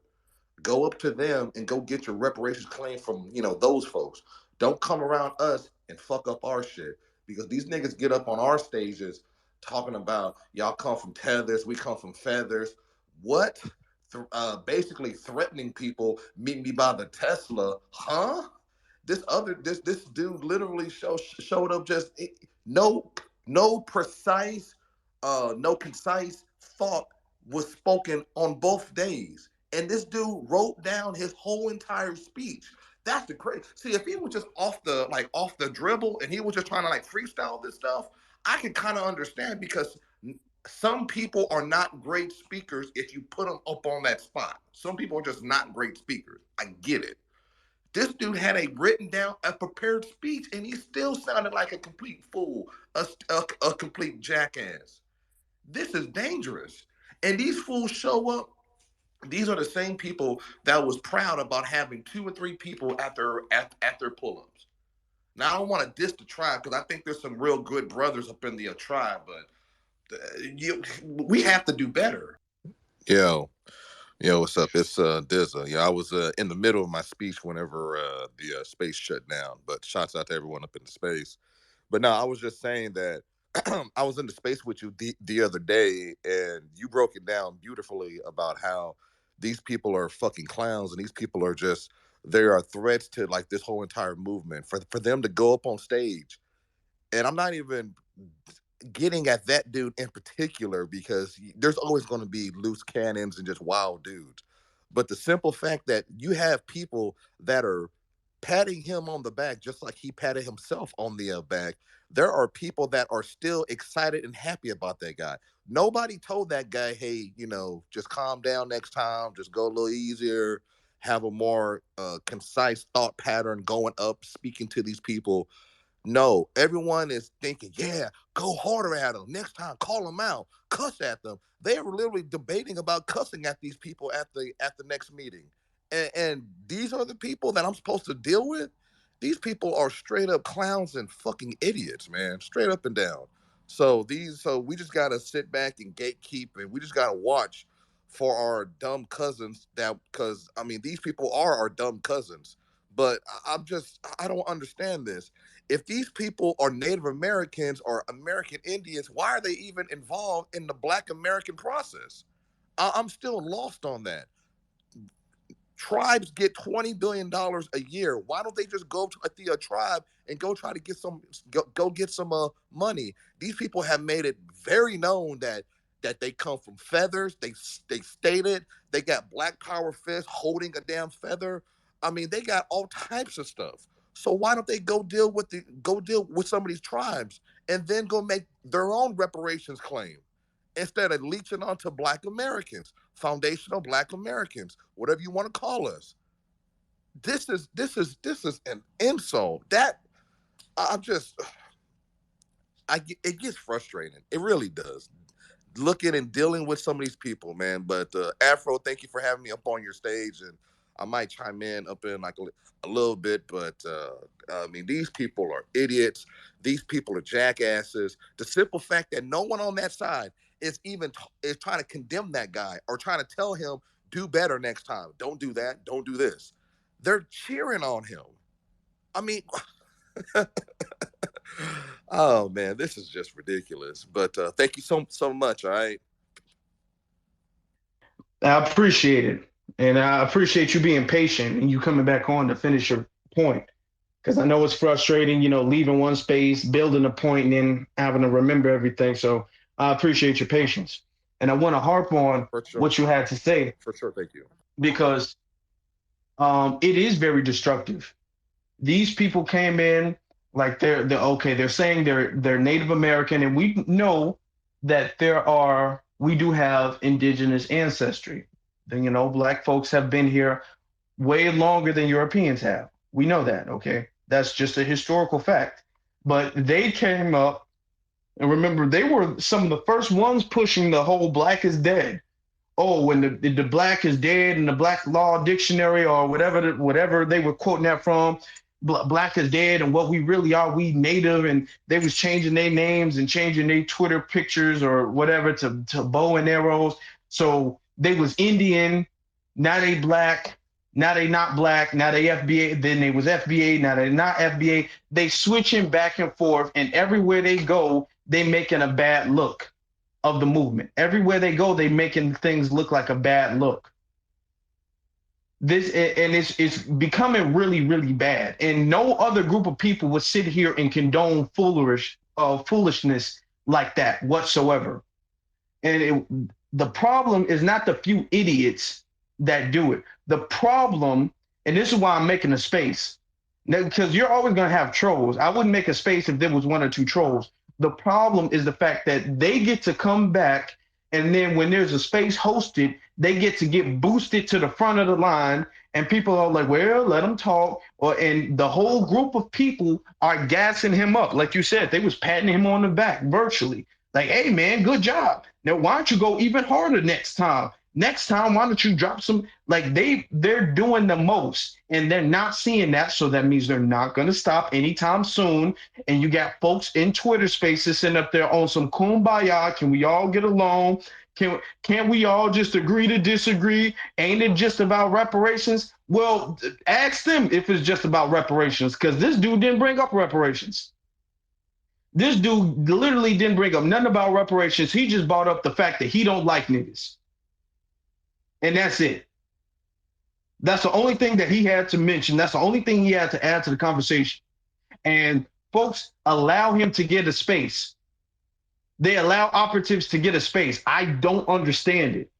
Okay, not just them. That black again dude that made the memes about, the dude who was like, ha ha ha, shut up, you don't understand what, like that dude. Y'all remember that dude? Why do y'all let him speak at all? He will never be welcome in my space. This man has never spoken a single one of my spaces, and he knows better than even to try. But y'all allow him to speak in y'all space. And y'all let him, and y'all really take this dude serious. Like, to be honest, I lose respect for y'all for doing that. Every time y'all do that, I sit up there and I shake my head and I look at my phone. I say, really, brother? Really? Y'all go down in a category to me of seriousness. Like if y'all DM me, Afro, I got something important to tell you. After you did that, I'm like, I'll text you back tomorrow or something, maybe. I don't know. Cause I can't take you serious if you taking that dude serious. Like that dude, I swear to God, I don't understand what y'all see. Y'all really stuck in those damn blaxploitation movies. Yeah, job sucker. What we need to do is, look, I got guns and bombs. And here's how you know he an agent, because black folks don't make bombs. That's how you know if y'all saw that the what's that Fred Hampton movie, Judas and the Black Messiah. If y'all, and spoiler alert, spoiler, if y'all want to skip past this, when William O'Neill, the character played by Lakeith Stanfield, when he was talking about I got bombs, that's how they all should have known he was an agent. We black. Where you get some bombs from? We don't make bombs and we don't have access to bombs. You're only getting bombs from non-black folks. Where are you getting that from? Anytime somebody says something crazy that black folks don't say at all, you should know, like, oh, I don't know. Black people don't really talk like that. Black people don't really do that. Even the crazy black folks ain't sitting up there talking like that. Y'all really take this black again dude serious. You know what I'm gonna do? He looked. I swear to God, and I played it on YouTube, and I know y'all saw it because that thing got like 10,000 views on Twitter at least. He said, I'm just kill white people. I'm just gonna take my gun, take my revolver. I'm gonna put some bullets in there, and I'm gonna just shoot a cracker. You know what I'm saying? And nobody gonna stop me. And y'all was all like, damn, man, he really about that life, man. He really about that action. I swear, I respect it. Oh, nigga, what? What? Y'all honestly acting like this nigga is the Punisher. Y'all can please stop that. Oh my, I swear I lose respect for y'all. Y'all let him speak. Like, don't interrupt him. Don't interrupt him. Nigga, interrupt him and kick him off the stage. Block him, ban him. What the fuck? Oh, man. Who next? Who next? Sage, did you get a chance to speak, brother? Black person. Okay, so well, first of all, you got me good, or is the pizza messing with y'all again?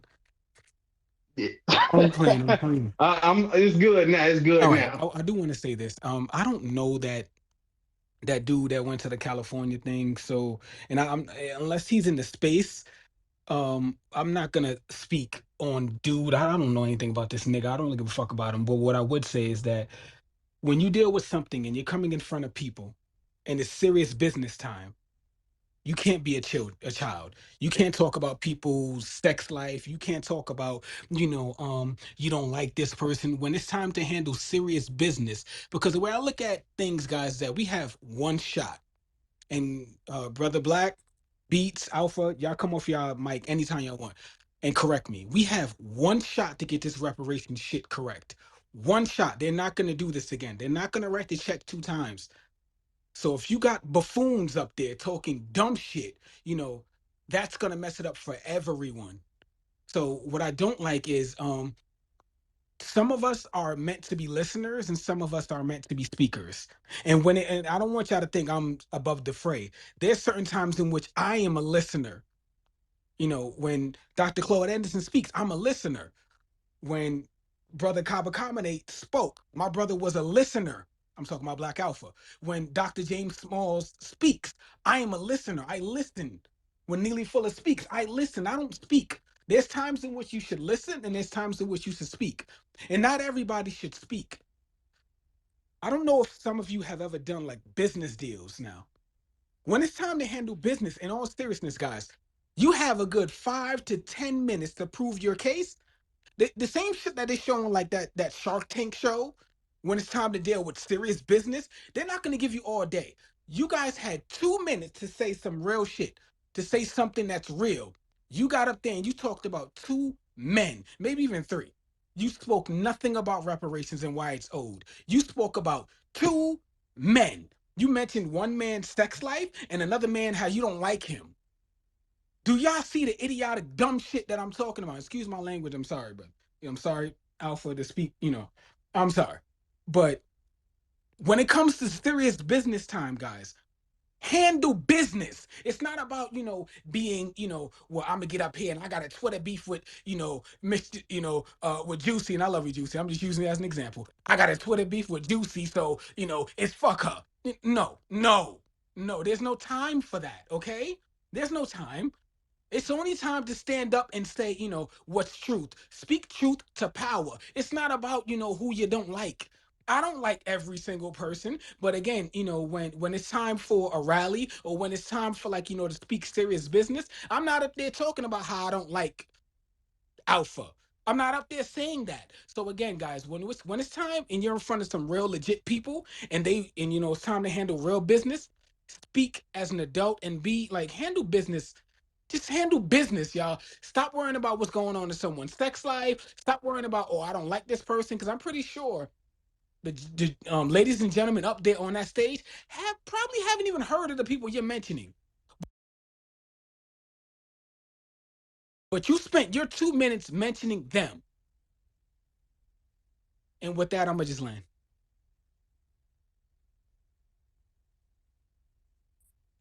Big facts, big facts. And all I was gonna say, real quick, was that when we have spaces like this, and we're talking serious reparations business, that Black Addict is a troll dude. And when we're trying to really rectify matters, let's just lay this out. What I heard yesterday was very disappointing to me, because I understand people want to be in the right frame of mind to say, well, we're gonna hold the space and try to be neutral. One thing about being neutral is you cannot let anybody walk into your house and disrespect you. The one thing I really didn't like is the brother that's hosting the space. He's been in our spaces many a times. He let this cat come in there and tell him, well, yeah, I know you not an FBA, but you married to an FBA woman and you got an FBA kid. So, but I don't really think it's your place to speak on it. I'm sorry, fam, FBA or not, as a man, you need to cut that conversation off right then and check that dude. Because number one, as a man and a husband and a father, your responsibility is to protect your wife. So you also need to protect her interests as well. You have foundational Black American children. So reparations is your business because your child is owed that. So I'm sorry that some fucking idiot couldn't figure that part out. But if that man has a child and a wife that is foundational Black American and entitled to reparations, why the hell would he not be looking out for his spouse? I'm telling you, so I think some of these people are really legitimately stupid. And then I think some of these people are strategically stupid. But at the end of the day, if you are following Security Short Bus, man, I've said this months ago, you will never talk on my space. Not on me and Alpha. You ain't gonna be on our space. If you still rocking with them folks like that, you will not be speaking. I understand other people hang out there just to see what things are, but for the folks that be co-signing that, yo, you done seen these people do the most reckless type of thing ever. You sat up there and watched them go back and forth nonstop with Jason Black about the meaning of B1. You're literally talking to the man, but you're telling him that you believe it's something different than what he told you. This is the caliber of mind that you're dealing with. They shouldn't be speaking at all. And I'm going to just say it. No one in Secure the Tribe should be speaking publicly. No one. And if they can't tell me, show me the one person besides KD that actually can talk about a damn policy. I would love to hear it. But I'm sorry, man. We just have to kind of put the foot down and clean out the reparations movement. These people need to be silent, period. You going out there to go step on people's toes at every given cost. Anybody that they don't like, then all of a sudden they start promoting, just like all the other haters out there. They're no different than the Toharka Bay. All they are is a bunch of clout chasing idiots. And yeah, I said it. And of course, the two Security Tribe leaders are thieves of Beatzilla. So with that being said, back to you, Brother Afro Elite. Okay. I'm glad the spaces, or let me not say that. Let me not jinx anything. You know what I'm saying? We just in here just goofing off.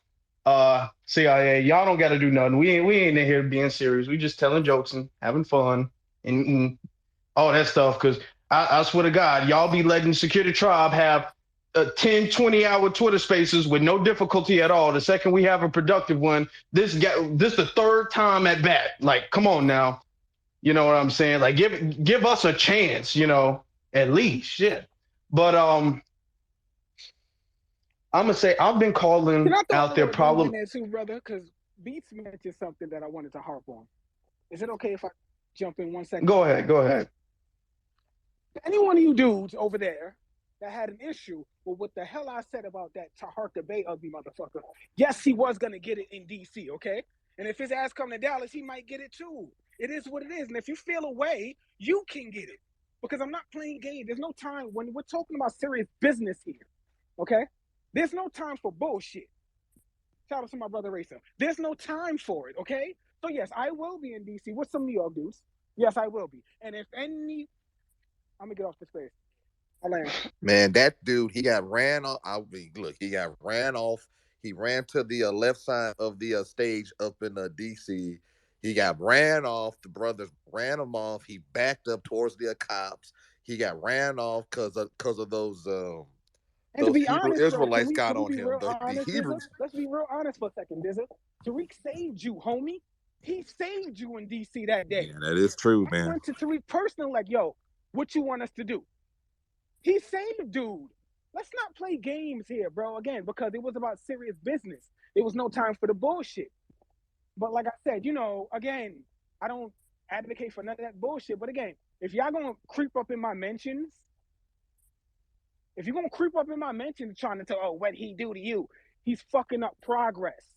We're talking about lineage, generations that were owed something. And you up here doing some troll shit. There's no time for that. Let's be serious for a second. Shout out to the family. I mean, Before we get to the hands, I'm gonna say one thing I like about the rally.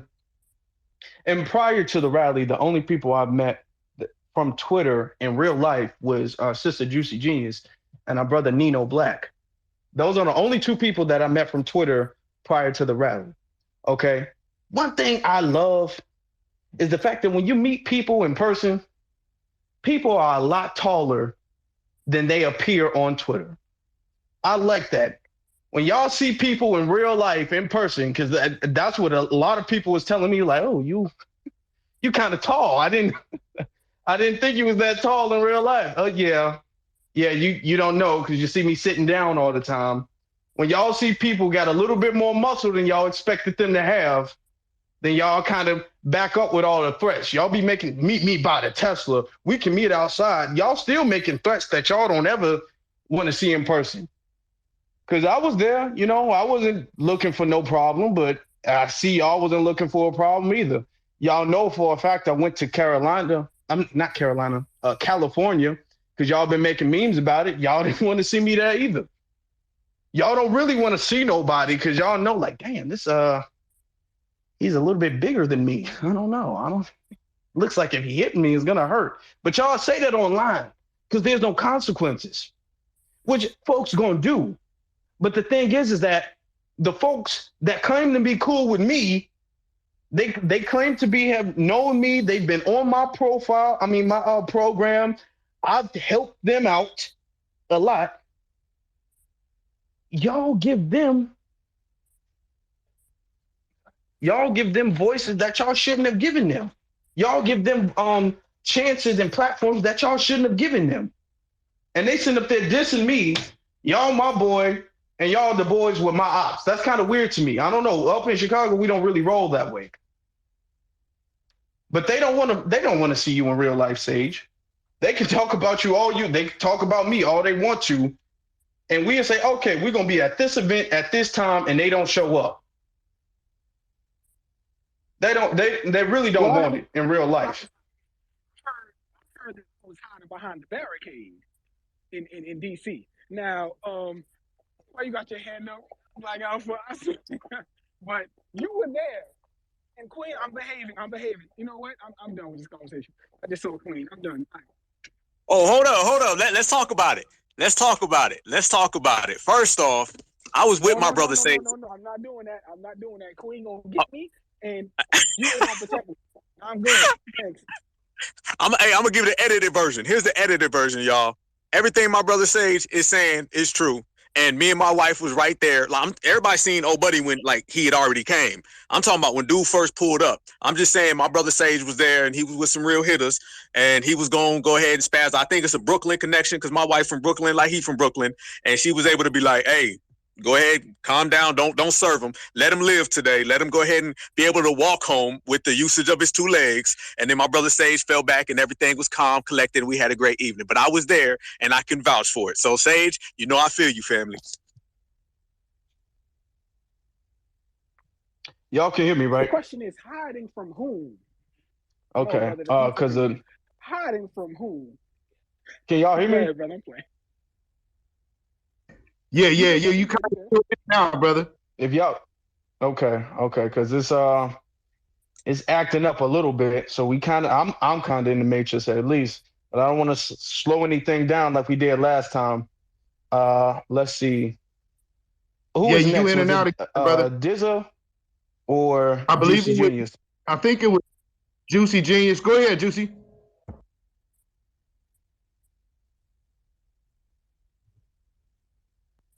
You there, Juicy?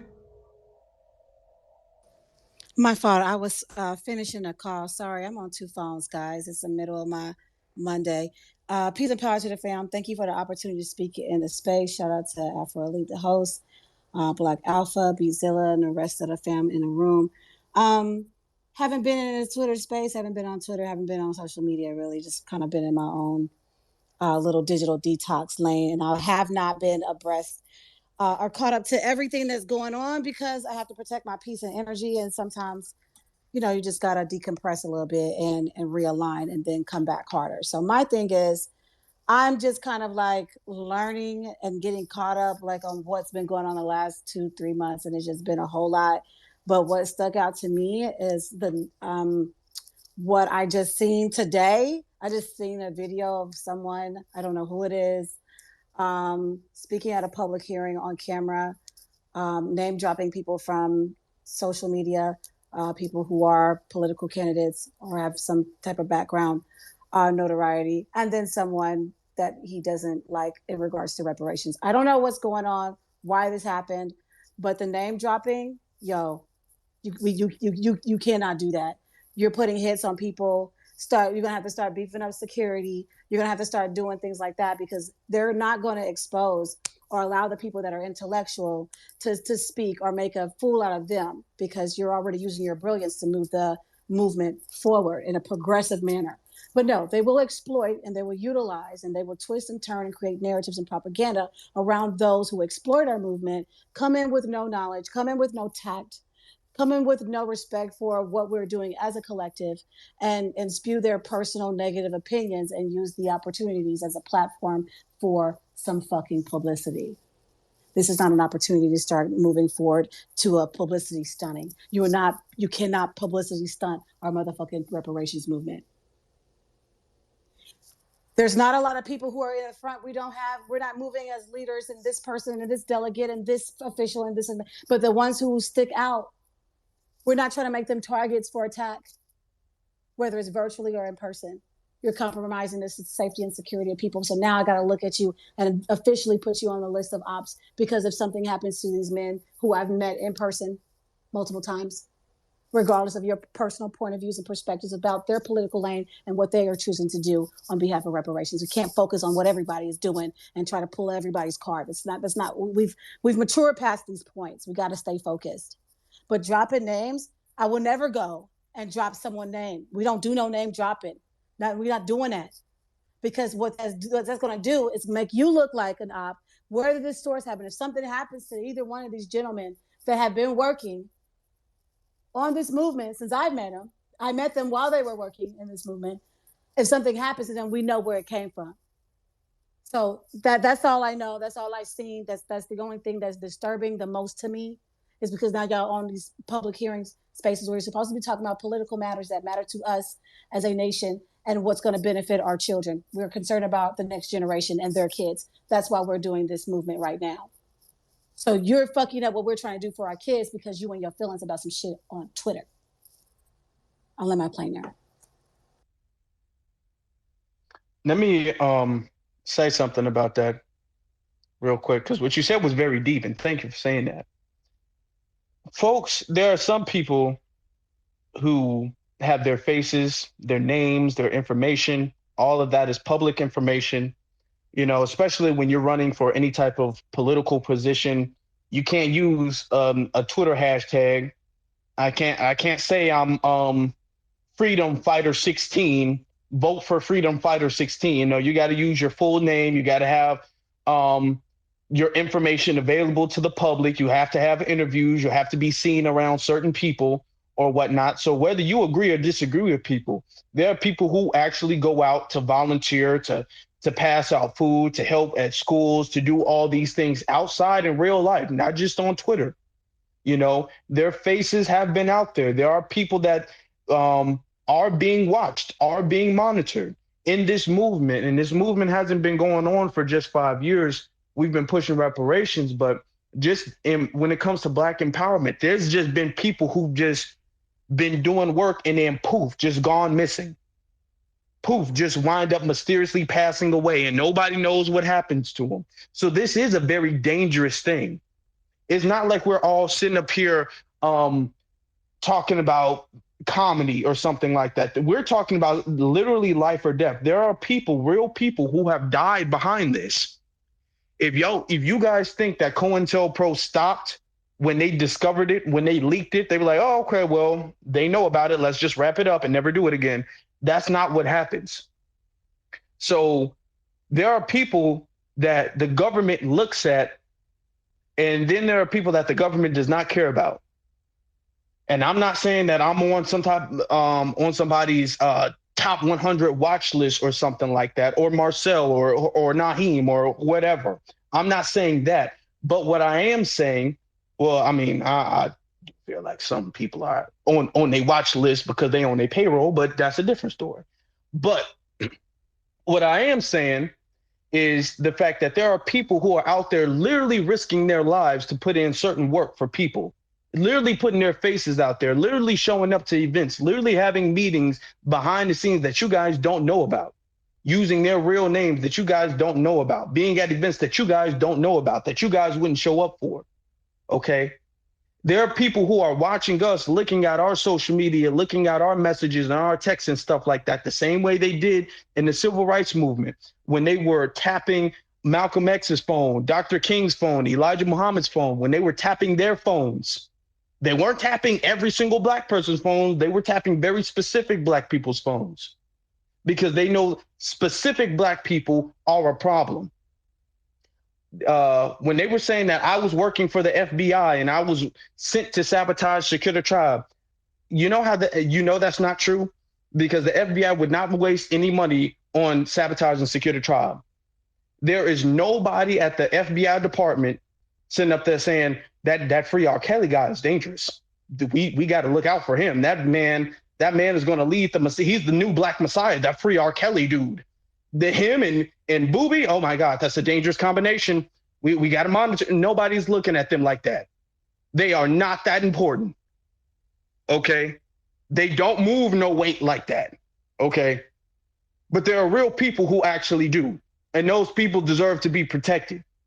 And if y'all talk about being on code, y'all can at least keep y'all beef silent instead of kind of dog whistling to certain people to put a target on folks' back. The same way y'all doing with Tariq, talking about Tariq as a leader now. Y'all used to big up Tariq when Tariq would shout y'all out. Now that Tariq don't like y'all, now Tariq is a leader now. The same thing that you guys were saying the Tethers were doing, y'all doing the same exact thing. And with that, let me get to, how do you pronounce your name? Dizza? Dizza, just like RZA and Jizza from the Wu-Tang Clan. I'm a big Gotcha. All right. Anyway, yo, thank you once again for having me on here. You know, I just have to just keep hitting this point. We have people that took the time to gas up their cars, or I guess up in this guy's case, charge up his Tesla, drive all the way down there, stand in line, wait 2 minutes or given 2 minutes, and this is the best that he can say. And we all know, all of us got dumb cousins up in our family, so we all know that we got that one cousin that just can't get right. But the fact that the tribe, no one from the tribe is trying to sit back and tell dude, calm down. You fucking up our name. You messed up our name. Sorry about cussing. You doing a bunch of crazy stuff. I mean, this guy right here, for attacking Marcel, and I'm not even a fan of the people that he attacked. That's another conversation. Marcel's in South Carolina. Gabe's in Chicago. Naheem's in Atlanta or New York, wherever he wants to be at now. Why are you even bringing up those dudes? Just like you said, nothing in his speech had anything about reparations. See, I thought it was bad just off that one clip, but he went the next day and there was another clip of him wilding out, telling people where they can meet him, man. This dude right here, he took the time. So he drove back home, or he got a hotel room nearby, showed up the next day to go ahead and spew a whole bunch of nothing. I mean, we are dealing with a special type of stupid here. Really. And I've been saying this. If you want to claim that you're Native American, go to those Native American tribes, go get your money. They get $20 billion a year. This is proof. This is fact. They get 20 million, $20 billion a year. Go get it from them. Go holler at them. I mean, these people right here, one day they're posting up stuff about the Confederate flag. This is my flag, the Confederate flag. The next day, these people are FBA. The next day, they're not FBA. Look, these are the same people that, with a straight face, said that the reparations rally, the FBA rally, only had 400 people. Really? Really? Really? We gonna talk about numbers? These are the same people that were hyped about having 2 or 3 people at their pull-ups. Look, dude, we just dealing with a really, really special level of intelligence right here. I mean, I don't think I've ever seen anything this low. But hey, they're gonna keep on messing things up. The simple fact that instead of them getting up, look here, California is now proposing $360,000 and 15 acres. What? Needs to be way more, buddy. Take that number back. Negotiate a better number. But they don't want to talk about numbers and figures and trying to get something better or this and that. They want to sit back and do attacks on people's personal lifestyles. Look, like I said, that we just dealing with a special level of stupidity here. I mean, these people right here are just morons. Once again, thank y'all for having me up on the stage. I appreciate you. I'll see y'all up at the expo. But yeah, dude, we gotta sit. I mean, look, Black Addict is a troll, right? Oh my goodness, I can't believe I have to talk about this loser. This dude gets up on stage with he has a unique voice and he yells at people. Mute your mic, get off the stage, sister, I think you dumb. That's what he says. You know, look, I don't take nothing that fool says serious. He hangs out with Puerto Ricans. He co-hosts stuff with Puerto Ricans. I don't got nothing to deal with that dude at all. This dude right here is a bona fide scrub, period, point blank. He adds nothing to this Black conscious movement at all, except taking away. He just wants to get up on stage, troll, and just yell at people. So when you see someone like Black Addict, when you see someone like some of these other people, I mean, these people are just bona fide scrubs and just losers, and they just want to have a big room so they can feel proud of themselves for having a 100 people up in their space, and that makes them feel better. Just nothing but just look. let me get off of here. Thank y'all so much. All right, Rilla, we got to talk about some music, Rilla, but I'll holler at y'all later. All right. Appreciate you, brother. Appreciate you. And you're right. These are a very special type of special. These are the people, and this is why I say Black people are too inclusive with other Black people. Because I don't discriminate. I try to be fair. I try to be reasonable. But I do think when it comes to serious business, that the folks who need to be wearing helmets shouldn't have the mic. I just feel that way. I'm pretty sure when they went to a family event, they was given plastic utensils. They was not allowed to eat with metal forks. They grandma was coming over there like, baby, no, what you doing? You only 17. Here you go. And gave them a little spork. They sitting up there eating with sporks. And they want to talk about being the representatives of some or being the spokesmen, being the grassroots. First off, in my opinion, Tesla is the most overrated car. That is the most overrated brand of car. And I don't mean that to offend Elon Musk because I know he owns Twitter now. So that's probably what the jankiness in the space was about. Afro, he thought like that was a real big flex. Maybe by the Tesla. He, in his mind, that was a flex. What? He did. First off, we know for a fact this man came in there with jeggings on and all that. We know he don't own no Tesla. He can't even rent no Tesla. It's an overrated car anyway. And I'm not saying that to offend Elon Musk. I can't wait to buy more Tesla stock. Please don't shut the space down again. Can't wait to do that again. Yeah. But anyway, that's like somebody saying, you know what? Y'all can meet me by my private jet. If anybody has a problem with me, you either meet me by my private jet or in my penthouse. You know, y'all just let the guard know that you guys are there to meet me, and we can have a duel in my private boxing ring in my penthouse. So either way, y'all know where to find me. Nobody is taking him serious. Do y'all know how stupid he was? Listen, it's not easy.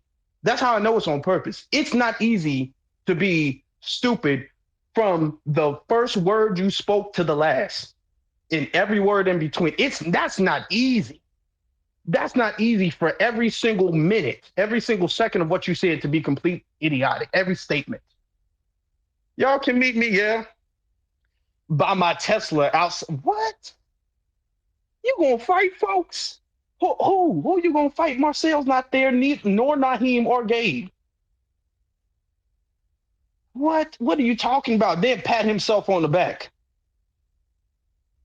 Listen, y'all. Listen, y'all. And folks are literally giving him a chance to speak. Folks came up there. Well, he got to defend himself. No, he don't. He don't have to defend himself. He's said enough. You know what I'm saying? We don't need a trial. We don't need to see. The evidence is in the pudding itself. He just don't need to speak no more. He's already done more than enough damage. This dude, and it is not one time, but twice. The first time, the team didn't pull him back. Be all like, "Hey, man, doing a little bit too much now." First time he said it, they came back. They was all like, "You know what? Do it again, bigger this time. Do it bigger and better this time." He said, "Man, I got you. Oh, I got you. I'm gonna come in with my shades on and everything." And this man came up there, made a whole fool of himself. He said, "Salute to the tribe." Everybody was like, "Okay." You saw nobody really said anything afterwards because everybody was confused. Everybody was confused. The only person who probably knew what he was talking about was Black Voltron, because Black Voltron is aware of the Twitter stuff.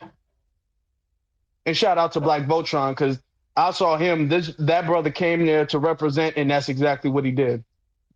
He represented very well, and that's how you do it. Let me see, Beatzilla, you go ahead. You got something on your chest. You got to get off, and then we'll go to our brother Sage. Yeah, shout out to Black Voltron, man. I appreciate that brother speaking.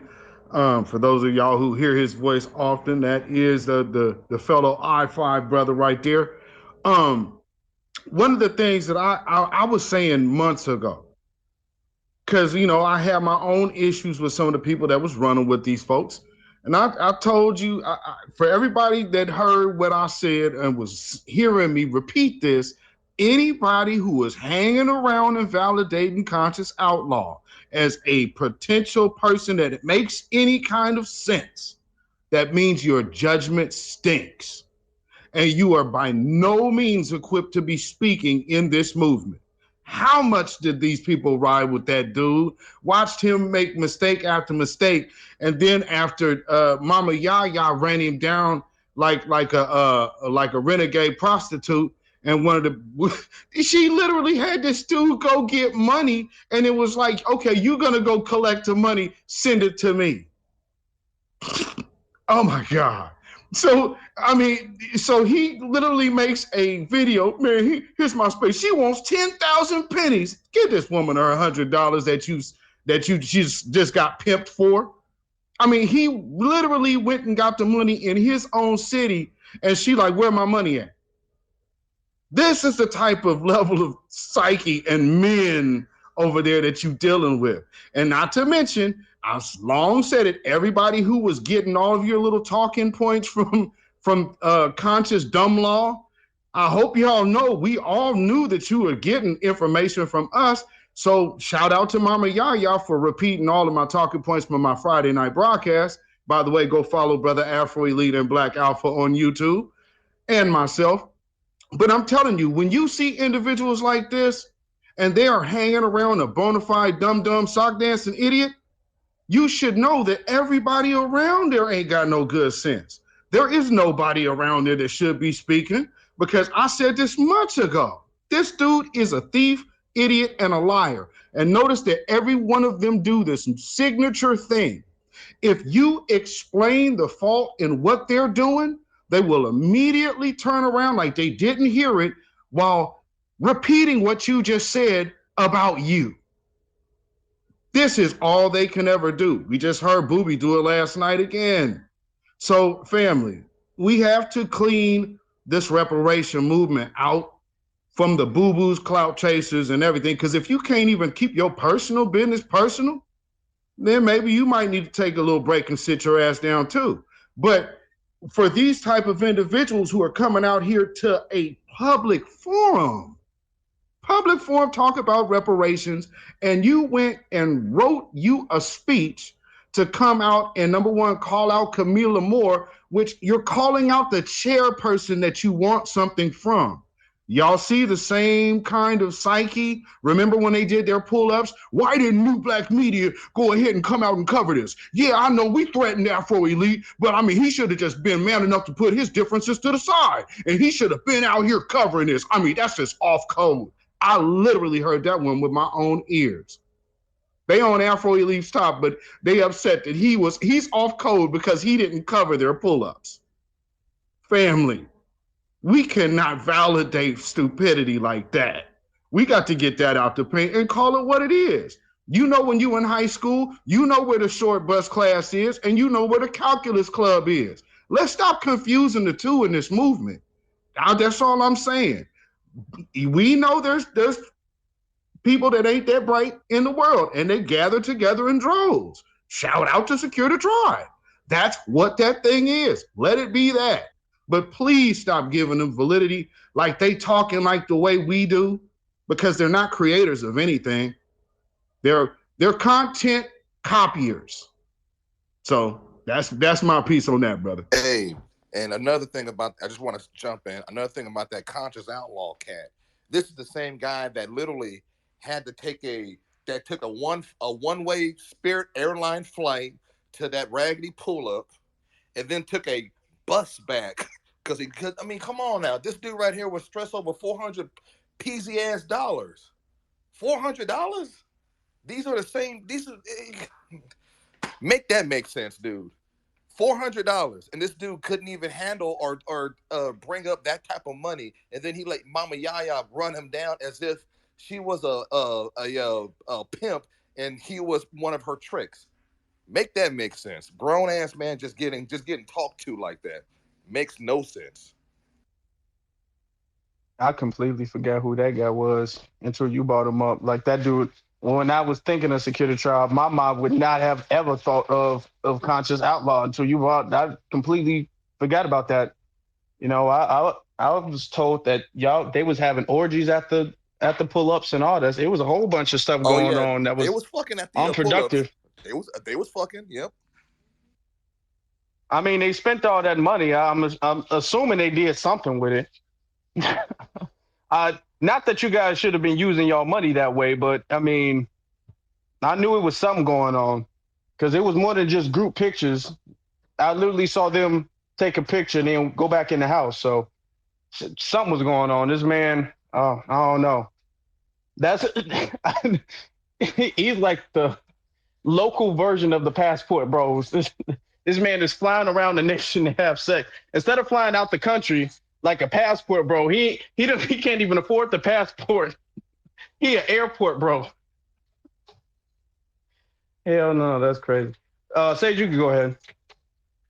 I don't want to stray away from the initial point. Again, I want to reiterate this. Some people are listeners and some people are speakers. Just because it's a platform for you to speak does not necessarily mean that you should be up there speaking. If you do not have anything to contribute, don't contribute anything at all. Listen to the people that are qualified to speak. Listen to the people that will not make a fool of themselves and try to mimic that. And that's my initial point. It's all about progress. If you're not trying to make any progress, then you're standing still. That's how I was raised. If you're not moving forward, you're standing still. So again, take that for what you want. As far as this dude that's threatening people that well, my question is to Dizza. Did dude seriously come back up there another day and and said more stuff like that? Like, really? Did he really seriously do that? That's a serious question, by the way.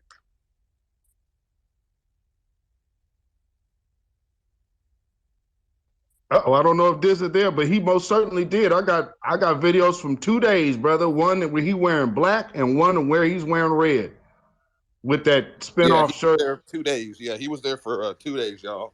Back-to-back days, and he looked like a complete jackass.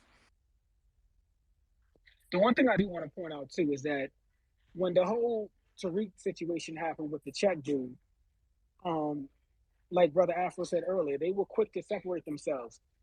But again, I don't know what's going on over there, but they don't seem so quick to separate themselves today from this dude. And if you don't separate yourself, that means you actually support what was said and what was done. And with that, I'm gonna land.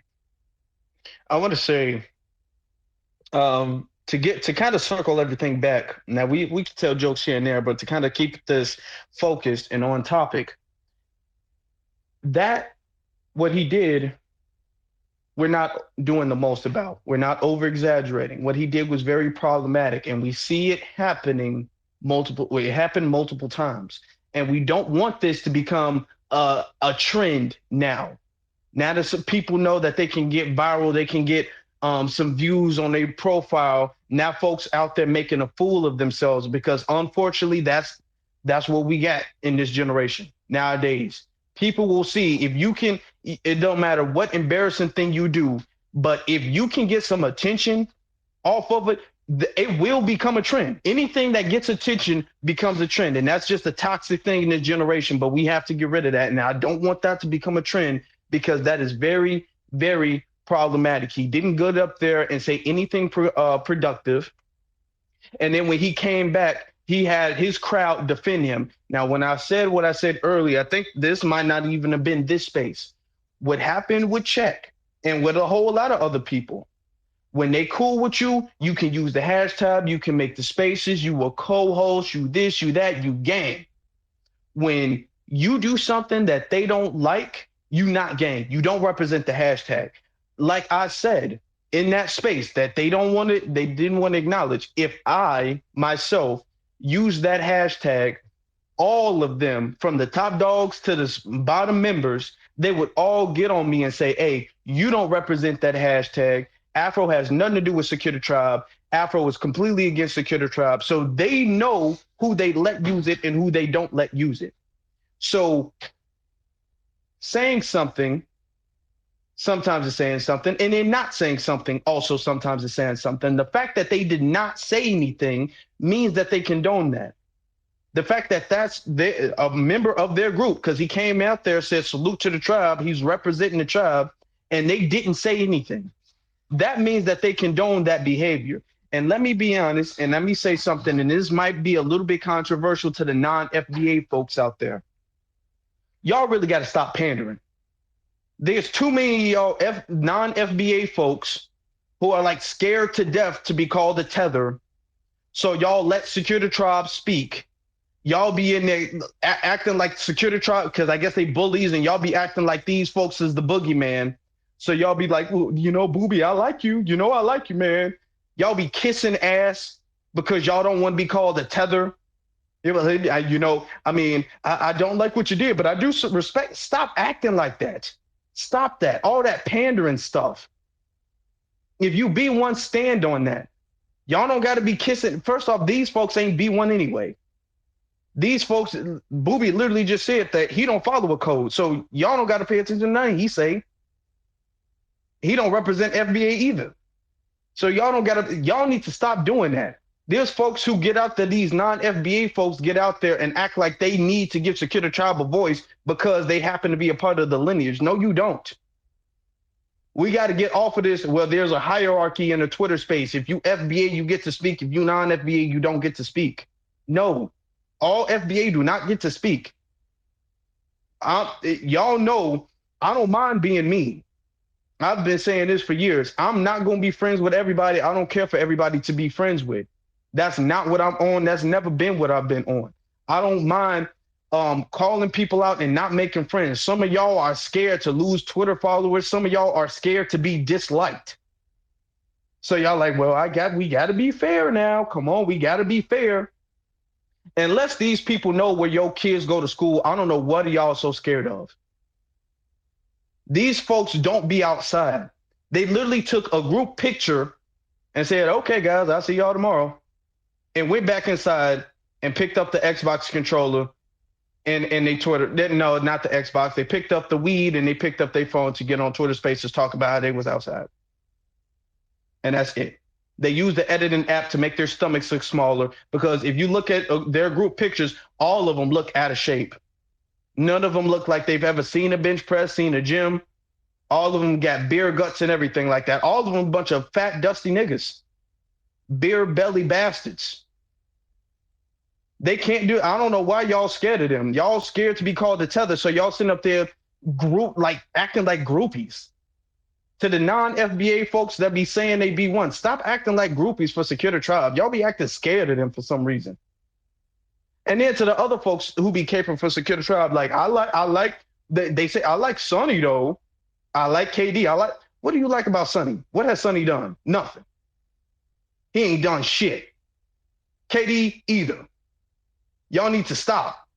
Because what y'all do when y'all say y'all like them, y'all say, oh, so that means that Secure the Tribe ain't really all bad. It's just a few of them here and there. That's the same thing they do with the police.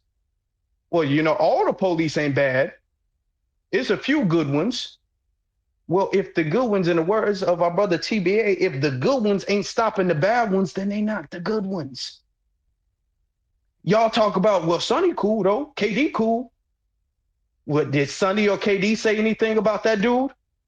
Did Sonny or KD check that man, or are they defending him? If they defended him, they are part of the damn problem. Y'all need to stop acting like that. Just because this man don't curse y'all out as much as everybody else, he just sit back and watch y'all get cursed out, don't mean he don't mind it.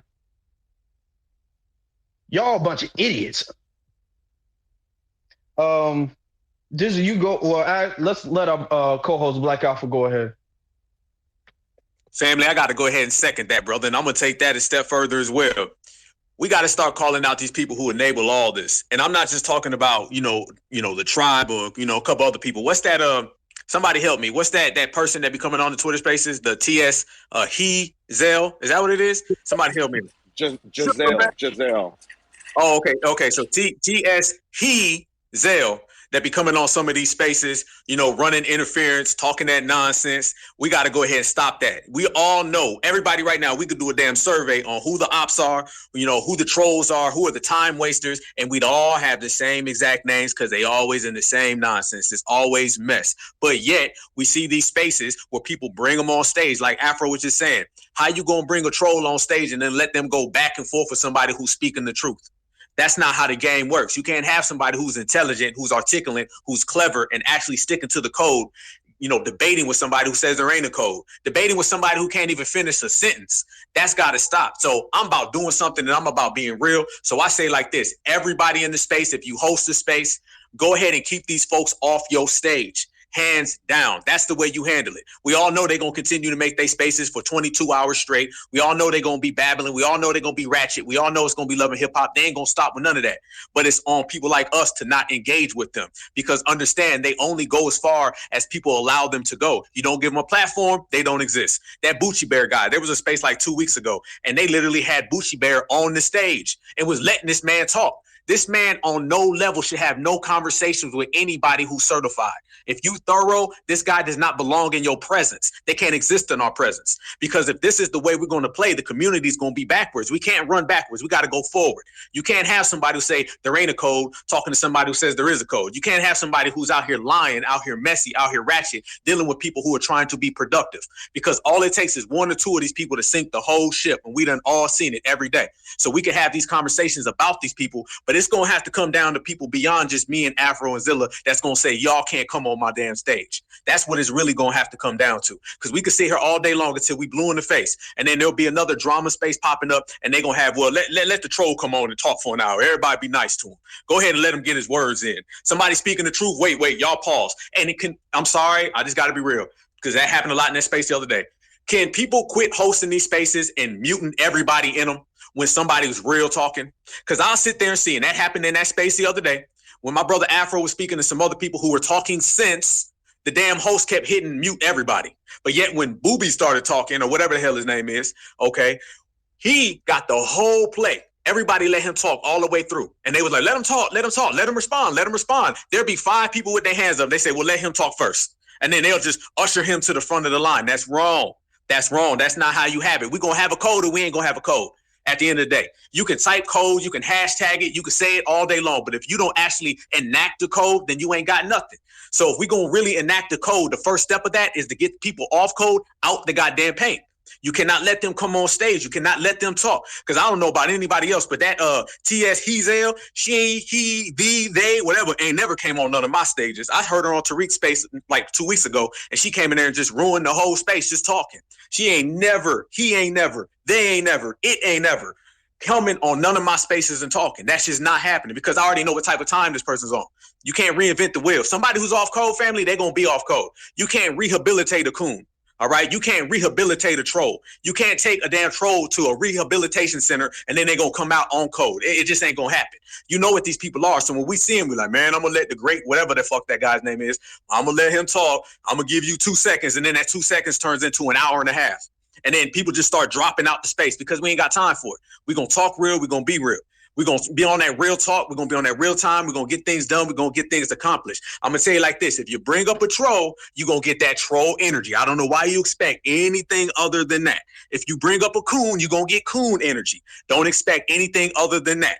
It's not funny. It's not cute. It ain't sweet. So as far as I go, as far as my brothers go, I ain't letting none of them folks come up on none of my stages. They ain't talking nothing. You ain't getting no platform because without our platforms, they don't exist. These people are not out here really putting in work. They're not out here really doing anything. They just running their mouth. They're Twitter space parasites. And without Twitter spaces, they have nothing. So that's why they was tripping. This guy right here, the dusty goddamn Baloo looking dude down in California, the reason why he was out there talking and they was loving him because they ain't got nothing else. They don't have nothing. They don't really do anything in their own communities. So jumping in front of a camera is what they do. Think about it. That Bucci Bear guy, when he trolls Tariq, what's the first thing he does? He tells everybody, come check out his YouTube channel. That Taraka, whatever fuck Bay, what's the first thing he does when he trolls? He smiles and tells everybody to come over to his YouTube channel. These other folks, what do? They smile and say to come over to their Twitter space. They're using us for clout.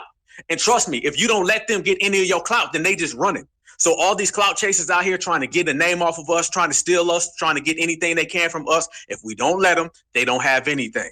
This is not rocket science. These folks ain't got nothing popping off. It's not like they could sit here and say something and then go and build a platform for themselves. If that's the case, they wouldn't always be trolling us. So once we delete that, once we erase that, once we cut that short, they ain't got nowhere to go. A troll can't stand on their own feet. They need everything that we do to get off of our names. So once we stop allowing them any platforms, any time, any energy, I feel what you're saying, brother, but you seem frustrated by them.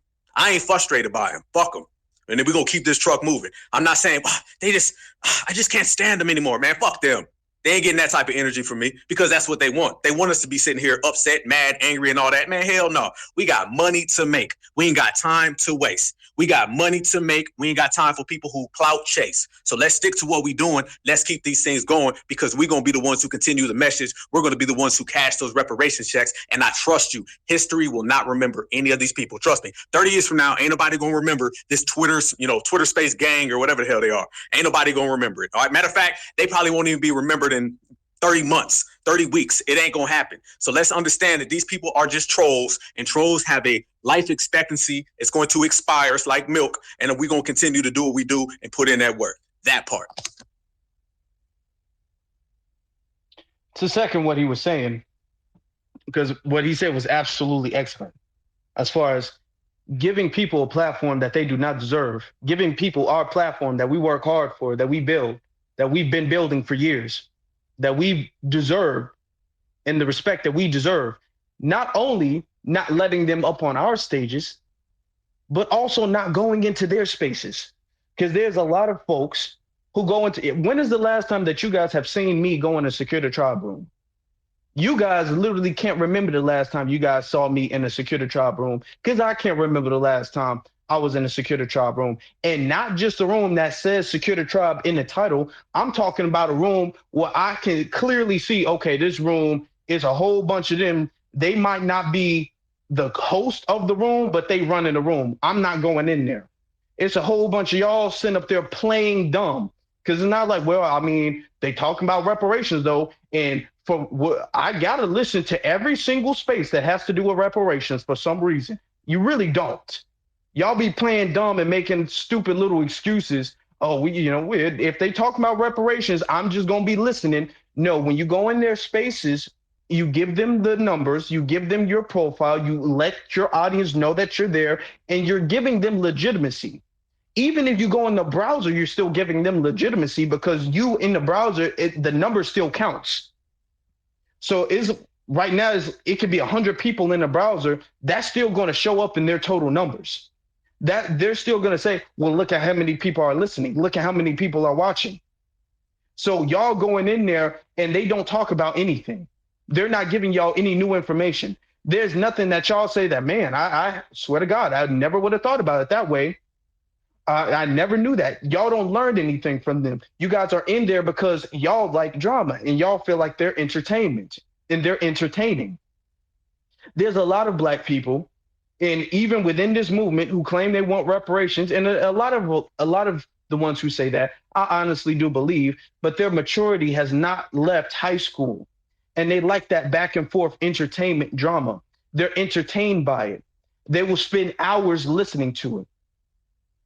Folks be asking if I listen. I don't listen to Secure the Tribe, not on their recorded spaces, not on the spaces where they got me in the title, not in the browser at all. There's so many things I could be doing better with my time, so many other things I could be listening to instead of wasting my brain cells listening to them. And when you guys do that, there's a lot of people who will be in this space, they'll be in Tariq's space, they'll be on Jason Black's channel, and they'll be in Secure the Tribe's room. And I'll be seeing it and don't be saying nothing, but you guys are problematic because you guys give them legitimacy.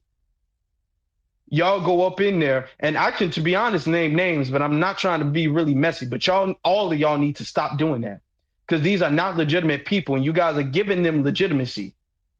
You guys are aiding problematic people that you guys has been very well proven that they are problematic. So by proxy makes you problematic. If I'm defending somebody who's creating the problem, I am also a part of the problem. Are there white people? Do most white people go around shooting black people in the back? No, most white people do not do that. But when a police officer does that, you see most white people condone what the police officer does. Most white people do. So pretty much by proxy, they are all in on it. They're all a part of it to some degree because they might not have did the action. They might not have been there when it was done, but they're what you call it in the court, they're accomplices after the fact. After the fact, they're sitting up there covering for it. After the fact, they're sitting up there victim blaming. Say, well, he did run away, though. He did have a record. I mean, well, let's be honest, though. Why was he yelling at the police? You got to respect the police. That's them being an accomplice after the fact. That's them aiding and abetting after the fact. That's what you guys are doing when you guys go in their Twitter spaces and when you guys retweet them, because I see it on my timeline, when you guys like them, even the fact that you guys are still following them. You guys are doing that. And we've been saying it over and over again because they claim they want reparations. Or is it because you guys like them and you guys think that they're funny and entertaining and y'all like listening to that little Real Housewives type of drama where, ooh, he called him a hoe. Ooh, oh, I can't believe. What's he going to say now? Stay tuned for next space. And in next space, y'all be right front and center because y'all done got nothing else to do. That needs to stop. Y'all see, I don't enable that at all. Black Alpha, Bezilla, we don't enable that at all. They know for a fact I'm sure they listening in the browser. I know they do. Just like I know they watch my channel. Because they literally make memes about things that I only say on YouTube. And that's exactly how I know, because the memes they make are so very specific. And I know I've only said that on YouTube. So they couldn't have heard that anywhere else. They memes are so specific, it confuses me sometimes. I'm like, damn, where do you hear that from? And then I forget I said it. So they listening, but they know they're not welcome to show their faces in here. and they're damn sure not welcome to request a mic. And I wouldn't even care to go in their spaces. But there's a lot of people who do. A lot of people who be throwing them little alley oops. Anytime y'all say, well, you know, Secure the Tribe, they're not a group. That's goofy and that's enabling bad behavior. Marcel needs to stop doing that. And I'm only saying that because I've grown a lot of respect for his accomplishments, and I want him to be successful in the movement. But what he's doing is problematic. And I'm not backbiting because I've said this to his face.